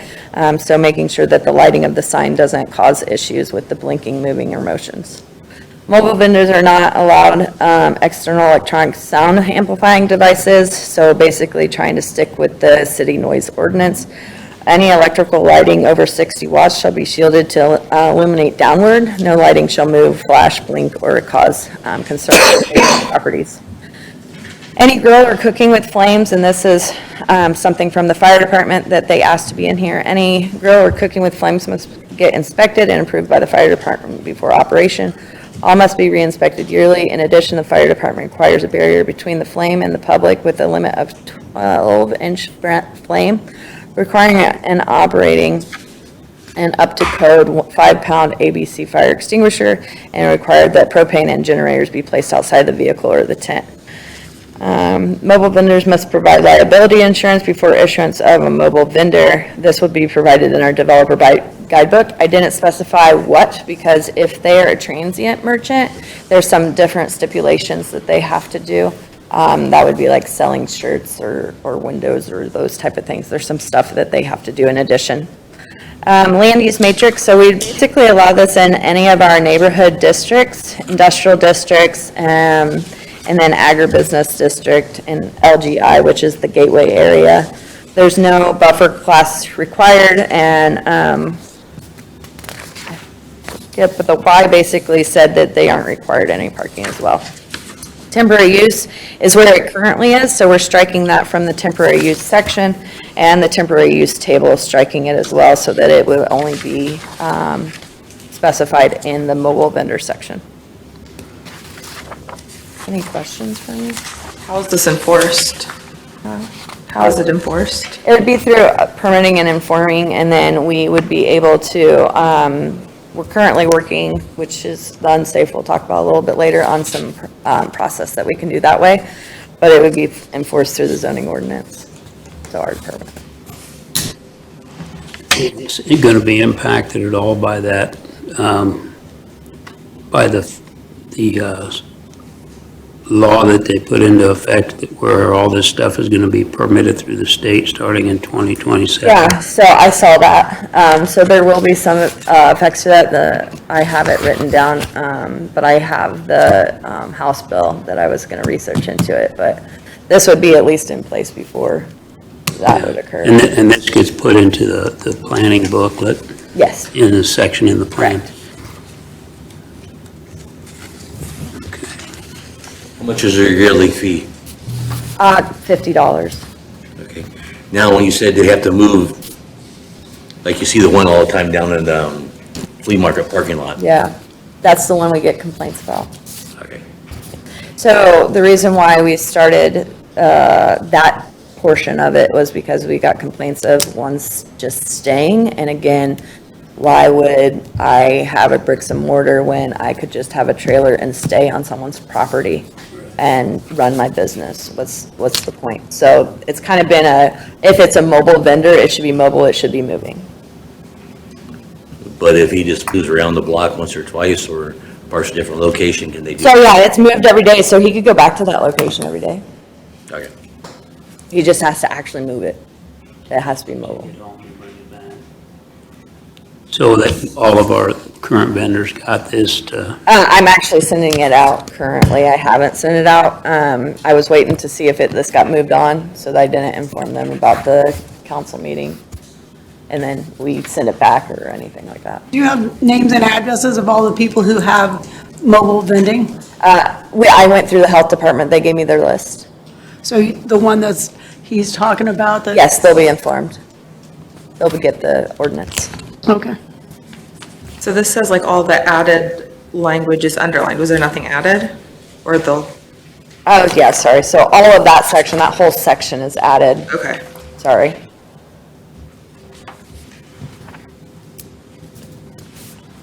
We don't have that currently at all.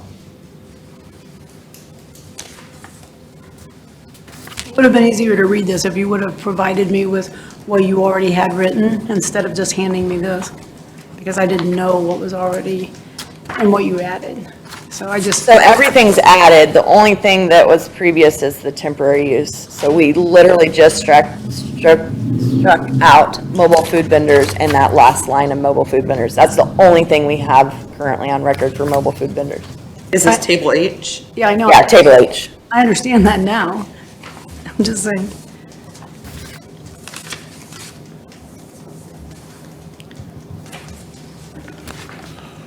Any other questions?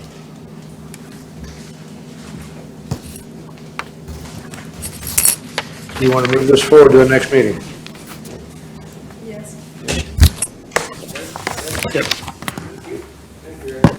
Aaron, Dave, I don't hear the capital improvement program, does that fall under finance? I put it under finance. Okay, did you do that? Pardon? You already do that Yeah, it's tonight? on there, it's finance. So we're going to do it right now. If Okay. you close your meeting, I'm going to start mine. That's what I'm asking you, okay. Planning and Economic Development meeting is over at 6:28.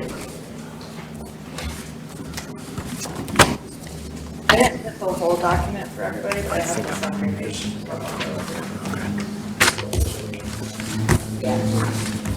6:28, I'll start the finance committee meeting. Sent me earlier. No, this is what it is, yeah. I have it.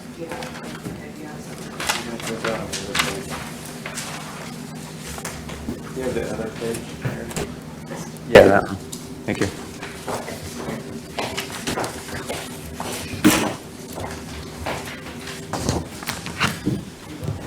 I did, I know it was late when I sent it to you, but this afternoon I did send you the complete CIP for you guys to take a look at, and, before, at the next meeting, we can answer any questions that you might have on that. Before Aaron starts, I would just say that this is kind of a template we work off of every year when we put the budget together. So by approving a capital improvement plan doesn't mean that we're going to approve everything that's in here come budget time.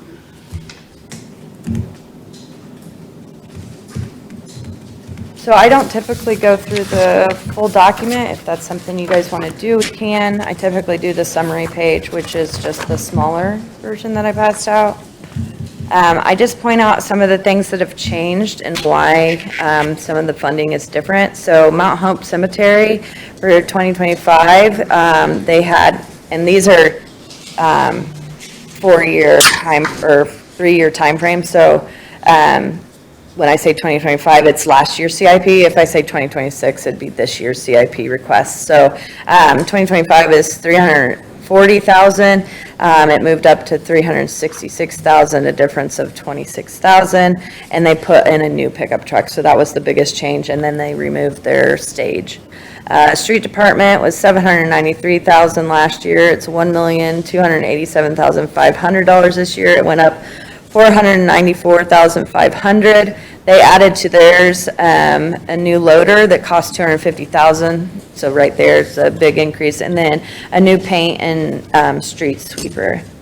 Fire department was $2.725. $2,725,000 last year, $2,007,000 this year. It went down $718,000. They were able to purchase the engine 4 replacement. Police department was $2,471,334. This year, it's $2,692,045. It went up $220,711. A lot of that was the radios, that was a big increase there. Dykeman Golf Course was $1,616,142. And this year, their request was $1,719,571, went up $103,429. This would be for their equipment and their irrigation upgrades, the biggest change. Parks was $6,916,000. It went up to $16,807,000, which was moving it up $9,891,000. But that was because it included a $10 million indoor recreational construction facility. So really, they're kind of still at the same price point. IT department was $242,000. The request this year is $170,000. They went down $60,000. They removed the servers that they were able to purchase. And then code enforcement was $79,000, and they did not have a request this year because they were able to get their vehicle. So expenses for all funds. So last year, or so I just do the total. We can go through it if you want. But the total of last year was asked from all departments was $15,182,476. This year, it's $25,490,116, which is an increase of $9,866,640. And then just from the general fund, because a lot of those come from different funds, we typically show it just comes from general fund. And nowadays, it really is just cemetery and parks that come from the general fund. So I think actually the total here, I don't know that it's calculated right there. I'll have to double check that because they had the 10 million in there. Oh, it's because it's from general and that was from a grant, sorry. So it was $5,256,000 was last year, and then $6,153,000 this year. And the reason why I was questioning it was that 10 million, but it wasn't through general funds. So it actually went up in the general fund, $897,000. Sorry. And then in the actual report, there's justifications for all those changes. And then the full spreadsheet is also provided in the full document, as well as information regarding all the different funding areas.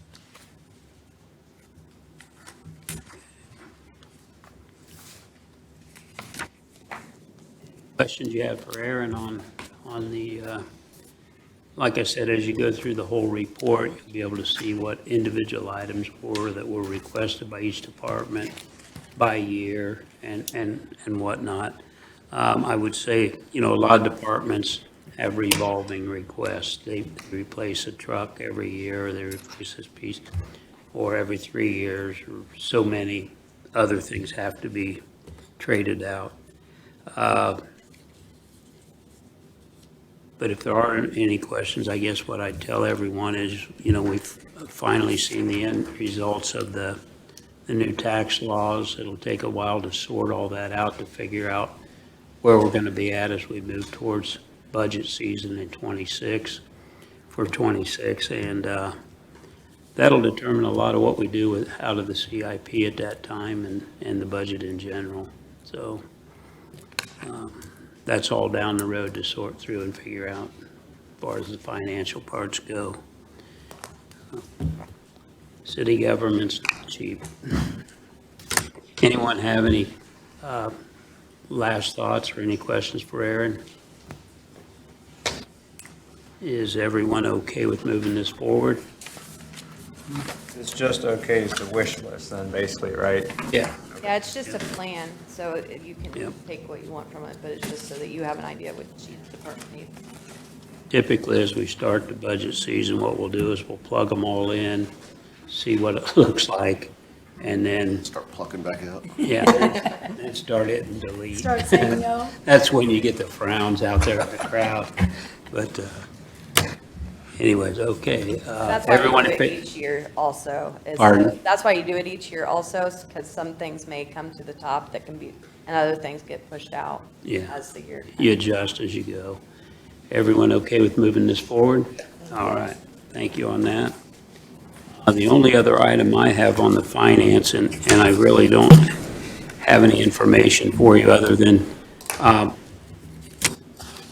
we're looking at putting some grass seed on the boulevard and also filling in some of the spots here in the next month. Originally, we had money budgeted in infrastructure, but we used some of that money to help with the core sampling down at the farmer's market and whatnot. So we only have $1,000 some left in our miscellaneous fund.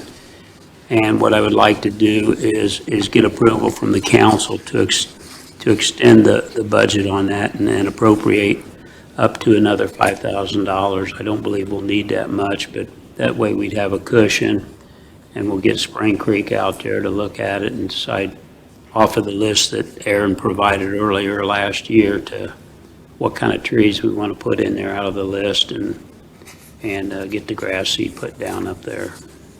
Trees have already been budgeted. But I thought we had enough budgeted, but we did not, because we used some money down at the farmer's market. So we have about $1,300 left, and I just looking at the list and all, I'm thinking it's going to be $3,000 to $4,000 for the first round of trees and grass seed. Okay. So if appropriated an additional $5,000, we'd have more than enough money for up there. Questions on that or concerns about that? Who would pay for the signage if we decide to put signage up for no parking? Yeah, that was also another concern. We hate to spend a bunch of money, and that's for another day, but we would like to see the boulevard be no parking 7 days a week, 24 hours a day. All day long. I mean, No if we're going to park there. spend money and try to beautify the area, Yeah. I don't want to go up there on Saturday afternoon and see 15 cars parked on the boulevard. Plenty of parking on side streets. People can walk. But we'll have to work on that through rules and. That's a Board of Works issue, maybe. I don't know how. Is Jacob back there, or did he get? So we'll figure that out, but that's a concern that BJ and I have been talking today about it. And, you hate to be spending money for the next 2 or 3 years on making it look nice and then going up there every evening and seeing cars parked up there after 4 o'clock. Also a house on the boulevard that they park in their yard every day, 7 days a week, and I've made several complaints about it and it hasn't changed. All right. Possible way, if we get it fixed, something like that, if, that I counted, I walked today, there were 7 major parts of the boulevard that we're putting trees on. And if they could, let's say the first one, on the south side of the boulevard, you made a space going east, like 5 cars, indented the boulevard, the grass area, and then did the same one on the north side, back and forth. That would elude people from, parking in the grass and stuff. So it's something to look at.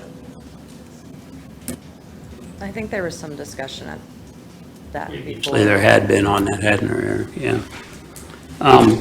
Before I close the finance meeting, it's really not a finance item, but I just wanted to pass this information along to you. At the last council meeting, I believe BJ brought up the concern about the rezone on Ray Street and people not being properly, we wanted to make sure that everyone was notified of the change in zoning.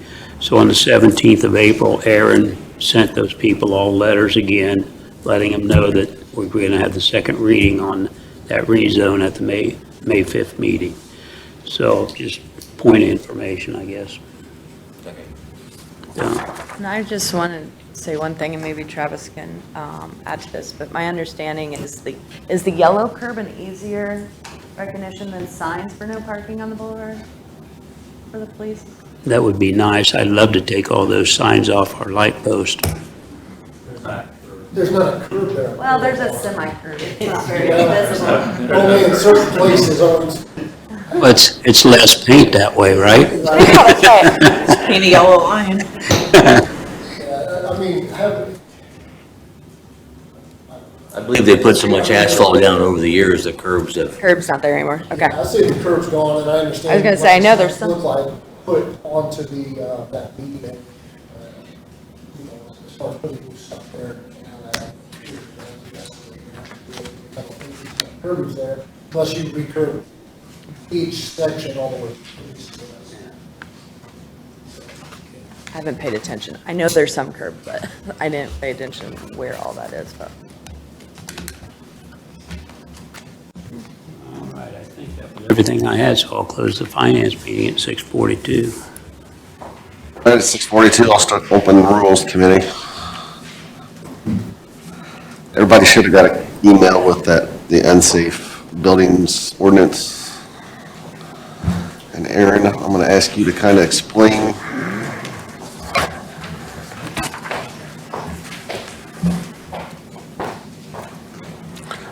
So I don't, fire department's here. This was another one that we had multiple people at the meeting regarding it, and Jacob asked me to bring it forward to subcommittee of council to kind of at least start the discussion. So Rob Reynolds, the building commissioner, currently operates under this state law of unsafe building and premise law. What this is, so I do this in the county, so I regulate this in the county for unsafe structures and premises. And so what it allows you to do is basically fine and do things a little bit different than our current code enforcement.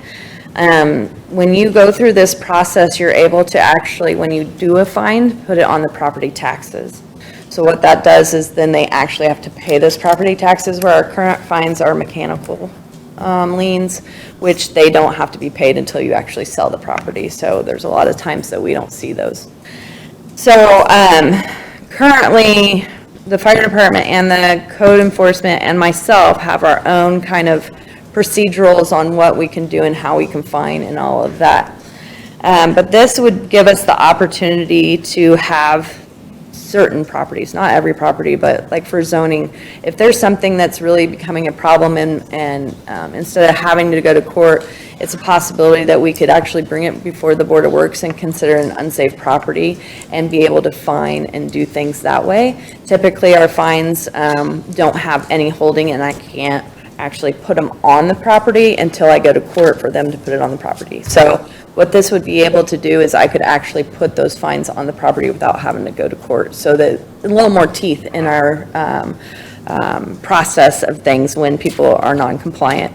So this would provide that for the fire department, the code enforcement department, building commissioner is always already doing that, the planning department, and then health department. So the process basically is there's multiple letters that have to be sent out within a certain amount of days. Everybody's notified. If they don't do any work, we can work with staff initially, and then when we feel that one needs to come to the Board of Works, we would be able to do that as the enforcement body, similar kind of like code does currently, or building does. When it gets to a certain point in the process, you come to the enforcement body and say, is this one we want to fine, clean up, tear down, what have you, and then they would make that decision, and then we could put the liens actually on the property taxes versus just a mechanical lien.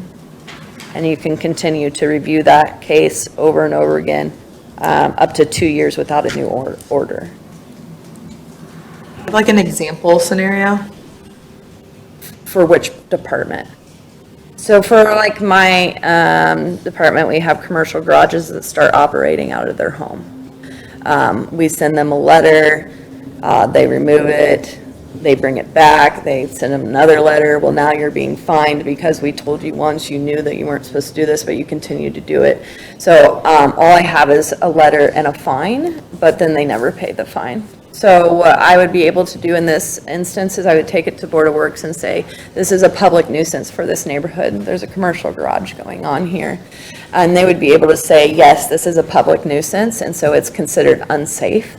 And so we can actually fine and then go through the process of towing cars, or we can go through the process of actually fining the property owner versus because currently Randy has to fine the owner of the vehicle.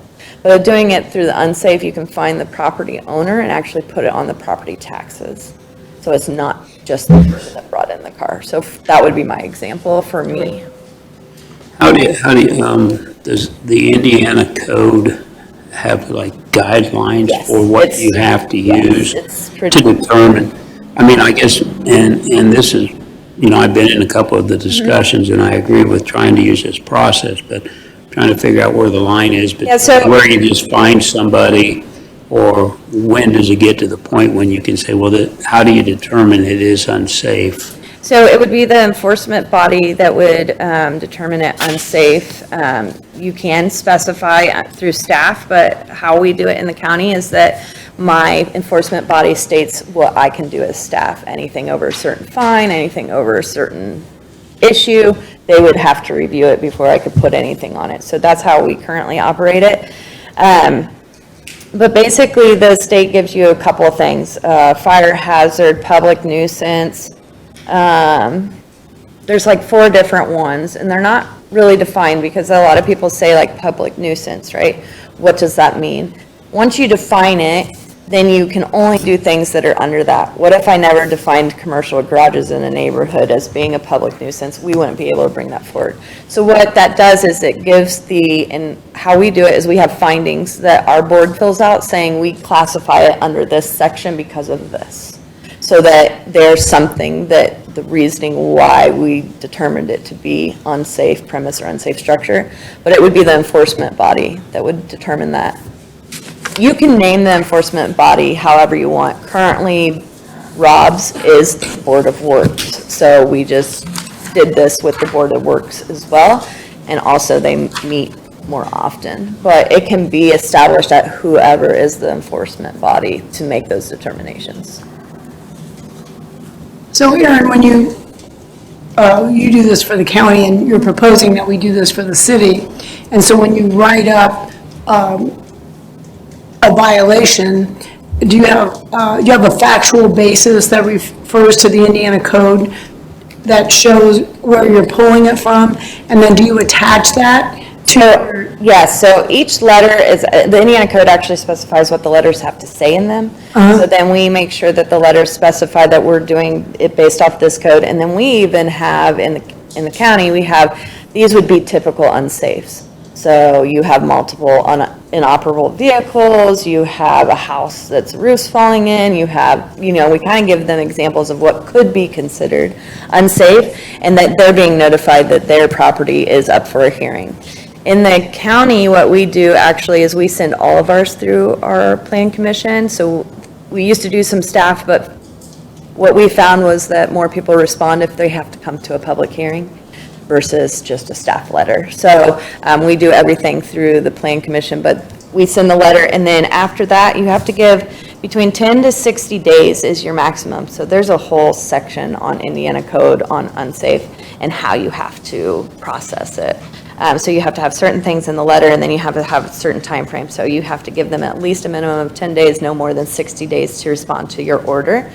If you do it through staff, you do not have to go through a actual hearing. If you do it through your enforcement body, there's a hearing date that they have to come to talk to. You have to revisit it every max 60 days, or you have to do a new order. So I know the city's a little bit faster than the county on hearing things because we only meet once a month. So typically we'll give the 30 or 60 days. So, but you could do it every 10 days technically. Now, does Jeff currently review those before he lets you take them to? Reviews. Let's say you've got a property and you want to write them up under this new guideline. Would Jeff look at that ahead of time and say, hey, I think this one's appropriate to use this code on? would No, that because the codes are already established, so it's the ordinances we already have. We're just enforcing them through this, basically. And so what we do is that we send a letter that's very templated, and then they come to the meeting, and the enforcement body gets to decide. So we do a staff report, basically. We provide pictures, and we give our analysis after reviewing the site, and then that enforcement body gets to decide if they agree with us or not. So if they don't agree with what we brought forward, then it's not moved forward anymore. There's no fine, there's nothing. All that person had to do was come to the meeting for them to determine that it wasn't an issue.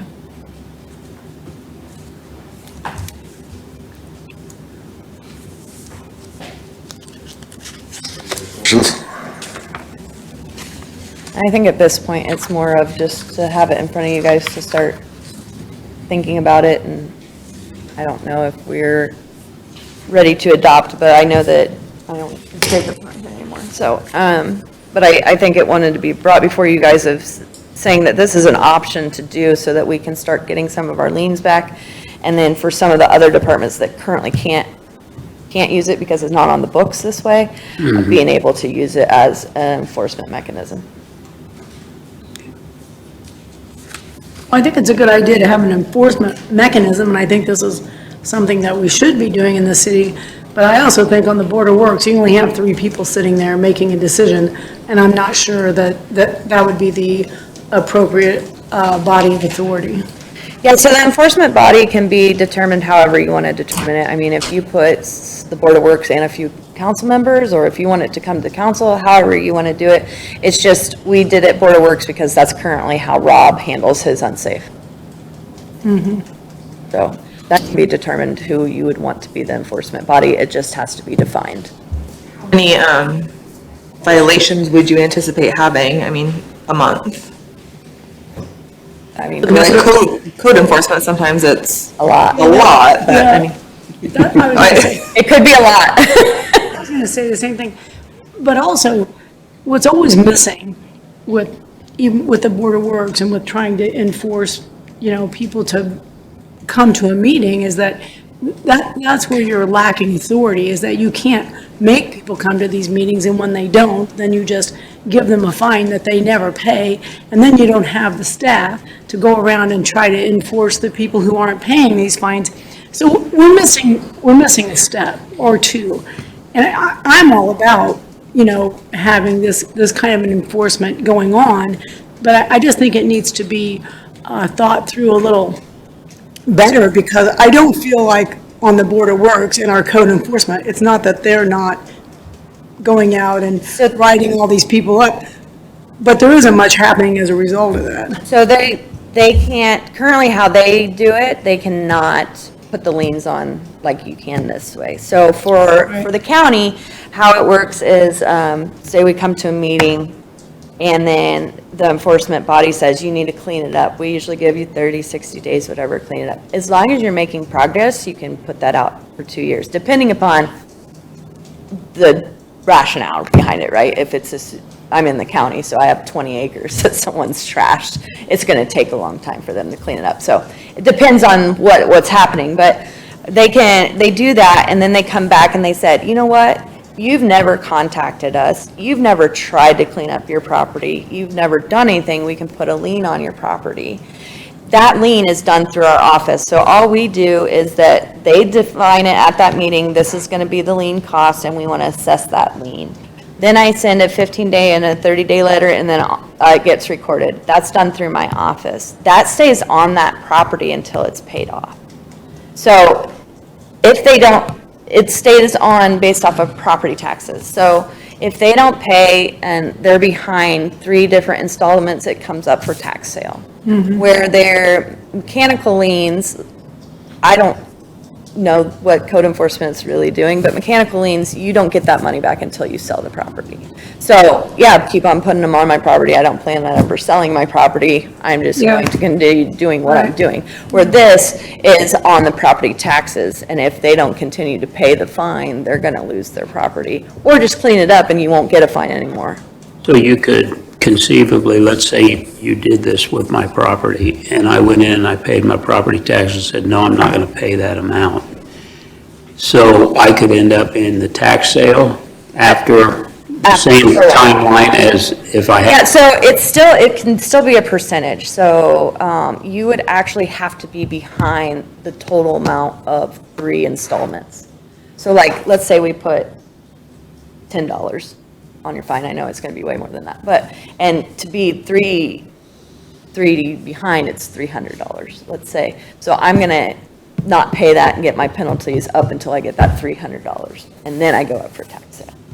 So it's not just because they didn't pay our fine in 3 times, but they have to pay whatever they pay, a portion of it comes back to us. I'd have to ask Candy how she figures the percentage. So they prorate it between their property taxes and the Yes. fine. Correct. So then they'd end up, if they refused to pay the full amount, they'd end up not paying all of their property taxes. Okay, I like It that. still has to accumulate, it still has to accumulate to a percentage to be able to. Right, I get that, but. Right, so that's a reason to consider having, fines that are higher. Like, that's part of what the city does wrong, is, in my opinion, this is just my opinion, is that, they fine these people, but they might fine you $50. Yeah, so the state You should code, fine someone $500 and you're gonna get their attention. right, so the state code allows you up to a certain amount. I think the first fine you can do 250, 100, or 2,500, and then each one, you can do 1,000 after that. But that's your max, right? So you could still go lower than that, but you can't go any higher, just as a side note for that. So the state code actually spells out exactly how you have to do it and how you have to notify and all of that, so that you can put it on the property taxes. Would this get our people inside, like, if someone's got a house and it's super deplorable, but they got a fence around it, and these guys can't go in the fence, but you can see all the junk behind it, So this can actually do, you can also do court orders to go into properties. okay, do it. What court enforces that? You would actually have to submit to, I forget who we submit to. I want to say circuit, but I'd have to go check with Jeff. Okay. But you can submit it to the court and you can do judgment. The other thing, you can get onto the property with a court order. The other thing you can actually do on this is a judgment. So let's say that this person has 20 different properties and they don't care about these 3 that we have problems with. You can put the fine on their other properties. You could put the fine on all 20 properties?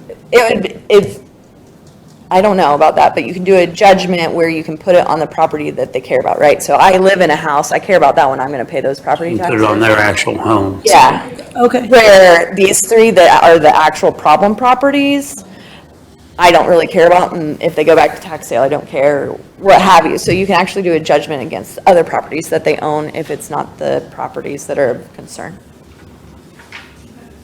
What has the county published regarding these fines? Because the statute's been adopted by ordinance previously. We're going to re-adopt it again, and there's a structure for up to $5,000, I think is the. Yeah, so fine. we just basically do the notifications like you do any fine, and we just specify that it's based off the state code. Okay, but I mean, to enforce an ordinance that has a fine, we have to publish our ordinance publicly so that somebody knows that it's, Yeah, we publish this, and this, that doesn't say anything about money. I know, but it goes to the Indiana codes that establishes the What I'm fine. asking, they've adopted the ordinance, I mean, the statute itself is like 30, 40 pages long, and we've got a two. I don't know, we started in '08, so I don't remember what we published, Okay. to be honest. I mean, the clerk treasurer Yeah. has to publish. I mean, you could put the fine in here, I mean, you could put the exact reference code to the fine if you wanted to do that, or you can establish your own fines as long as it doesn't exceed what the state says. I mean, however I you would guys. definitely put the code in there with the fines, and you would just have to do minimum and maximum. I mean, you're just informing people that they are gonna be fined, and this is the least amount, and this is the most amount, and that's gonna get people's attention as opposed to not putting anything in there. And I understand it's too cumbersome to attach the, Yeah, it's 300 pages, so what the county did was basically say, we're going to meet the state code. yeah, But if you guys want to add other sections in here or define it more, you can, however much you want to. This is just taking what we did, because what happened was we established one in the county, and we wrote a lot, basically copying from the state code. And then what happened over the years is it somewhat changed, and then we had to change it, and so instead we just adopted one that specified we're going to meet the state code. is this the one that the county is using presently? Yes. Okay.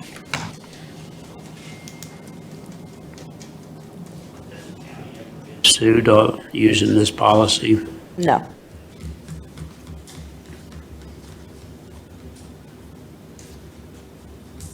Other questions? So do we want to just kind of table this, like, so we can keep working on it? Or do we want to I push don't it know. forward? You guys want to figure out some suggestions on enforcement body or how you want to handle that? That seemed like one. The fine's easy to put in. It's state statute, so it's just writing that in. So we could do that. I can do that pretty easily. I think it sounded like the enforcement body was maybe the bigger issue, but whatever you guys want me to do with it, I wanted to present it to you as an option. I just think it has a little more teeth than any of the Yeah. other current enforcement mechanisms we have. I like the idea of it. I just, like I said, the concern is when you say, well, if we leave it vague, we can kind of mold it to how we want it to read.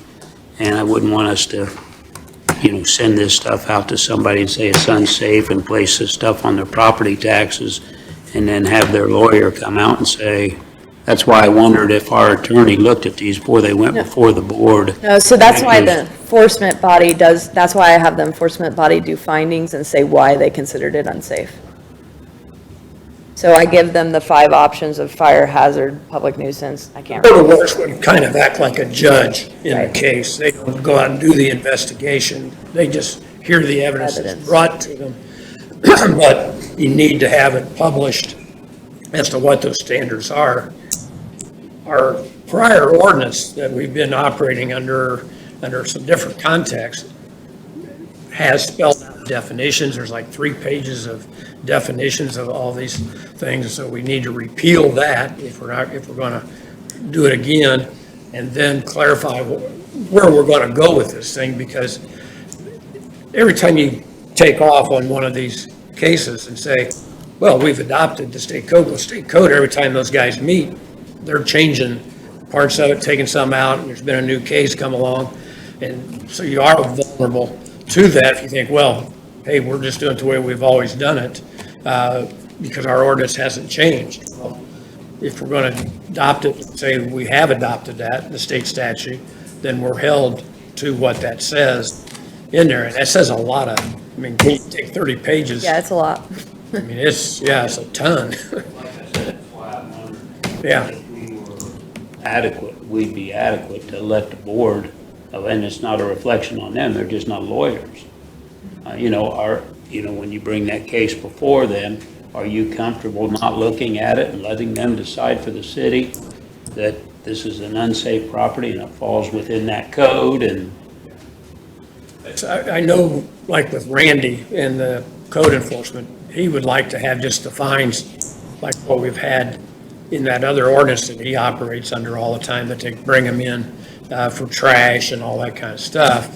The statute is written, some cities hire law firms to handle these cases because of what you're talking about. There's, when you go to the seminars down there, that's what they are doing, because it can get very complicated. We had one with Lincoln House, and it's kind of got taken over because it's in a foreclosure stuff, but there was all kinds of issues involved in that situation, which we didn't have to resolve in a court because of they're resolving it another way. But it's it's not as simple or easy. And this ordinance itself, I think, is nice and streamlined, except as soon as you open the door,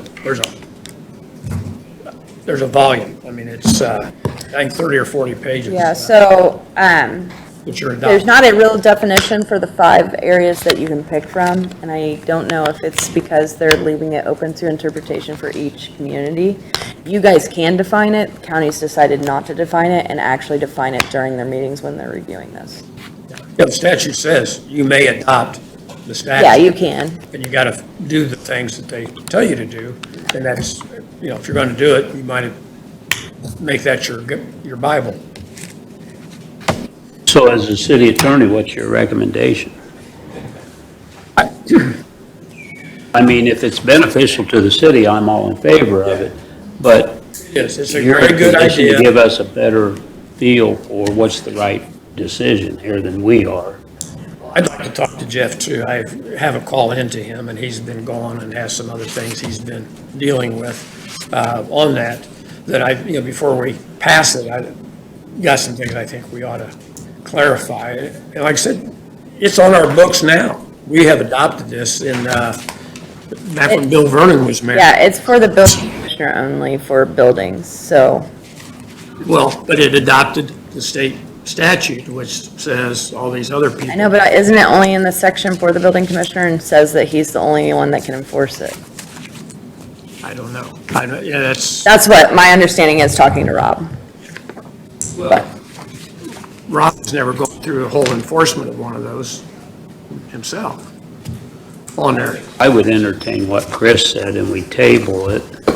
Yeah, it's just and to bring give you before the you guys to talk opportunity to talk to Jeff and then have another meeting where you can kind of advise us on, if we're gonna do it. I'm not saying I don't want to do it, I'm just saying I want to make sure it's set up right and we don't end up in a pickle. It's going to be 90% of them are not going to be problems. It's going to be like we see with trash ordinances and cutting grass and all that stuff, and they get resolved fairly amicably and get it done. It's those cases like Lincoln House where somebody's fighting it. And you're going to be fighting the issues and whether we complied with all of these things that we set up in our own ordinance by adopting that state statute. And that's my concern about it. And but we need it. I mean, it's a good idea, and we do need to pick up the enforcement on some of these things. And it allows for electrical inspector, fire inspectors. I agree with Kelly, I really do. I mean, all you gotta do is take a drive.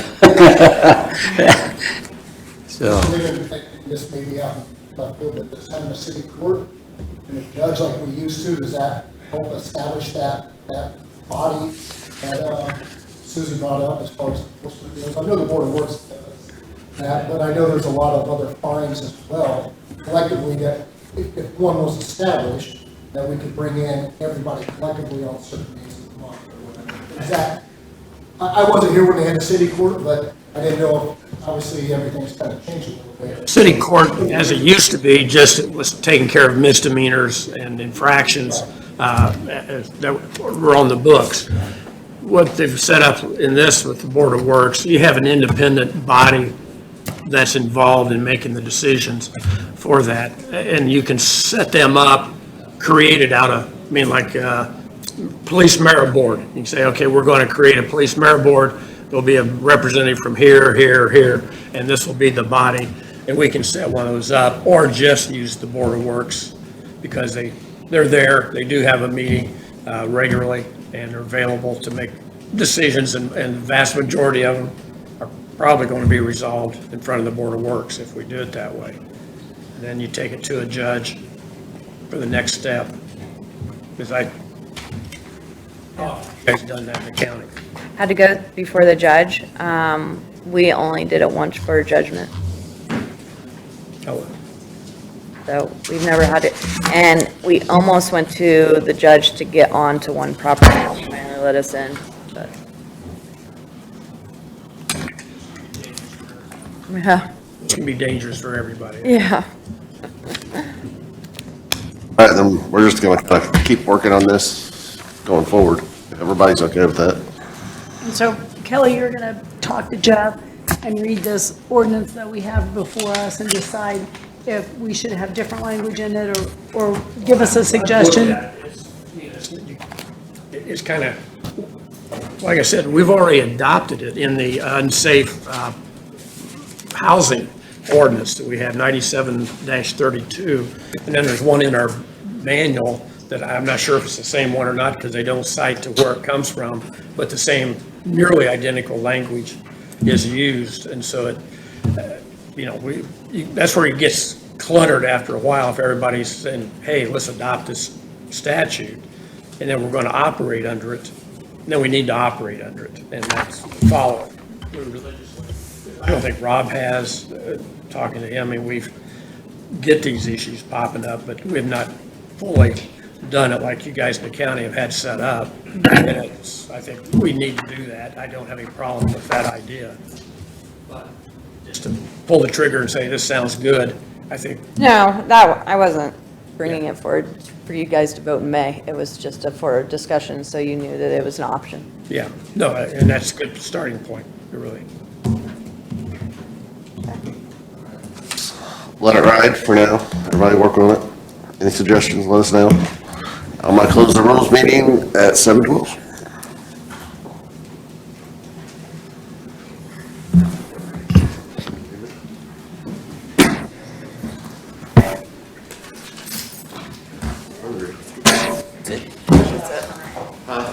You want to stay longer?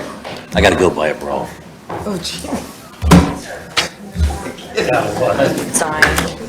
My wife This needs is a- just moving it on the council. Put it there. I wasn't going to say anything.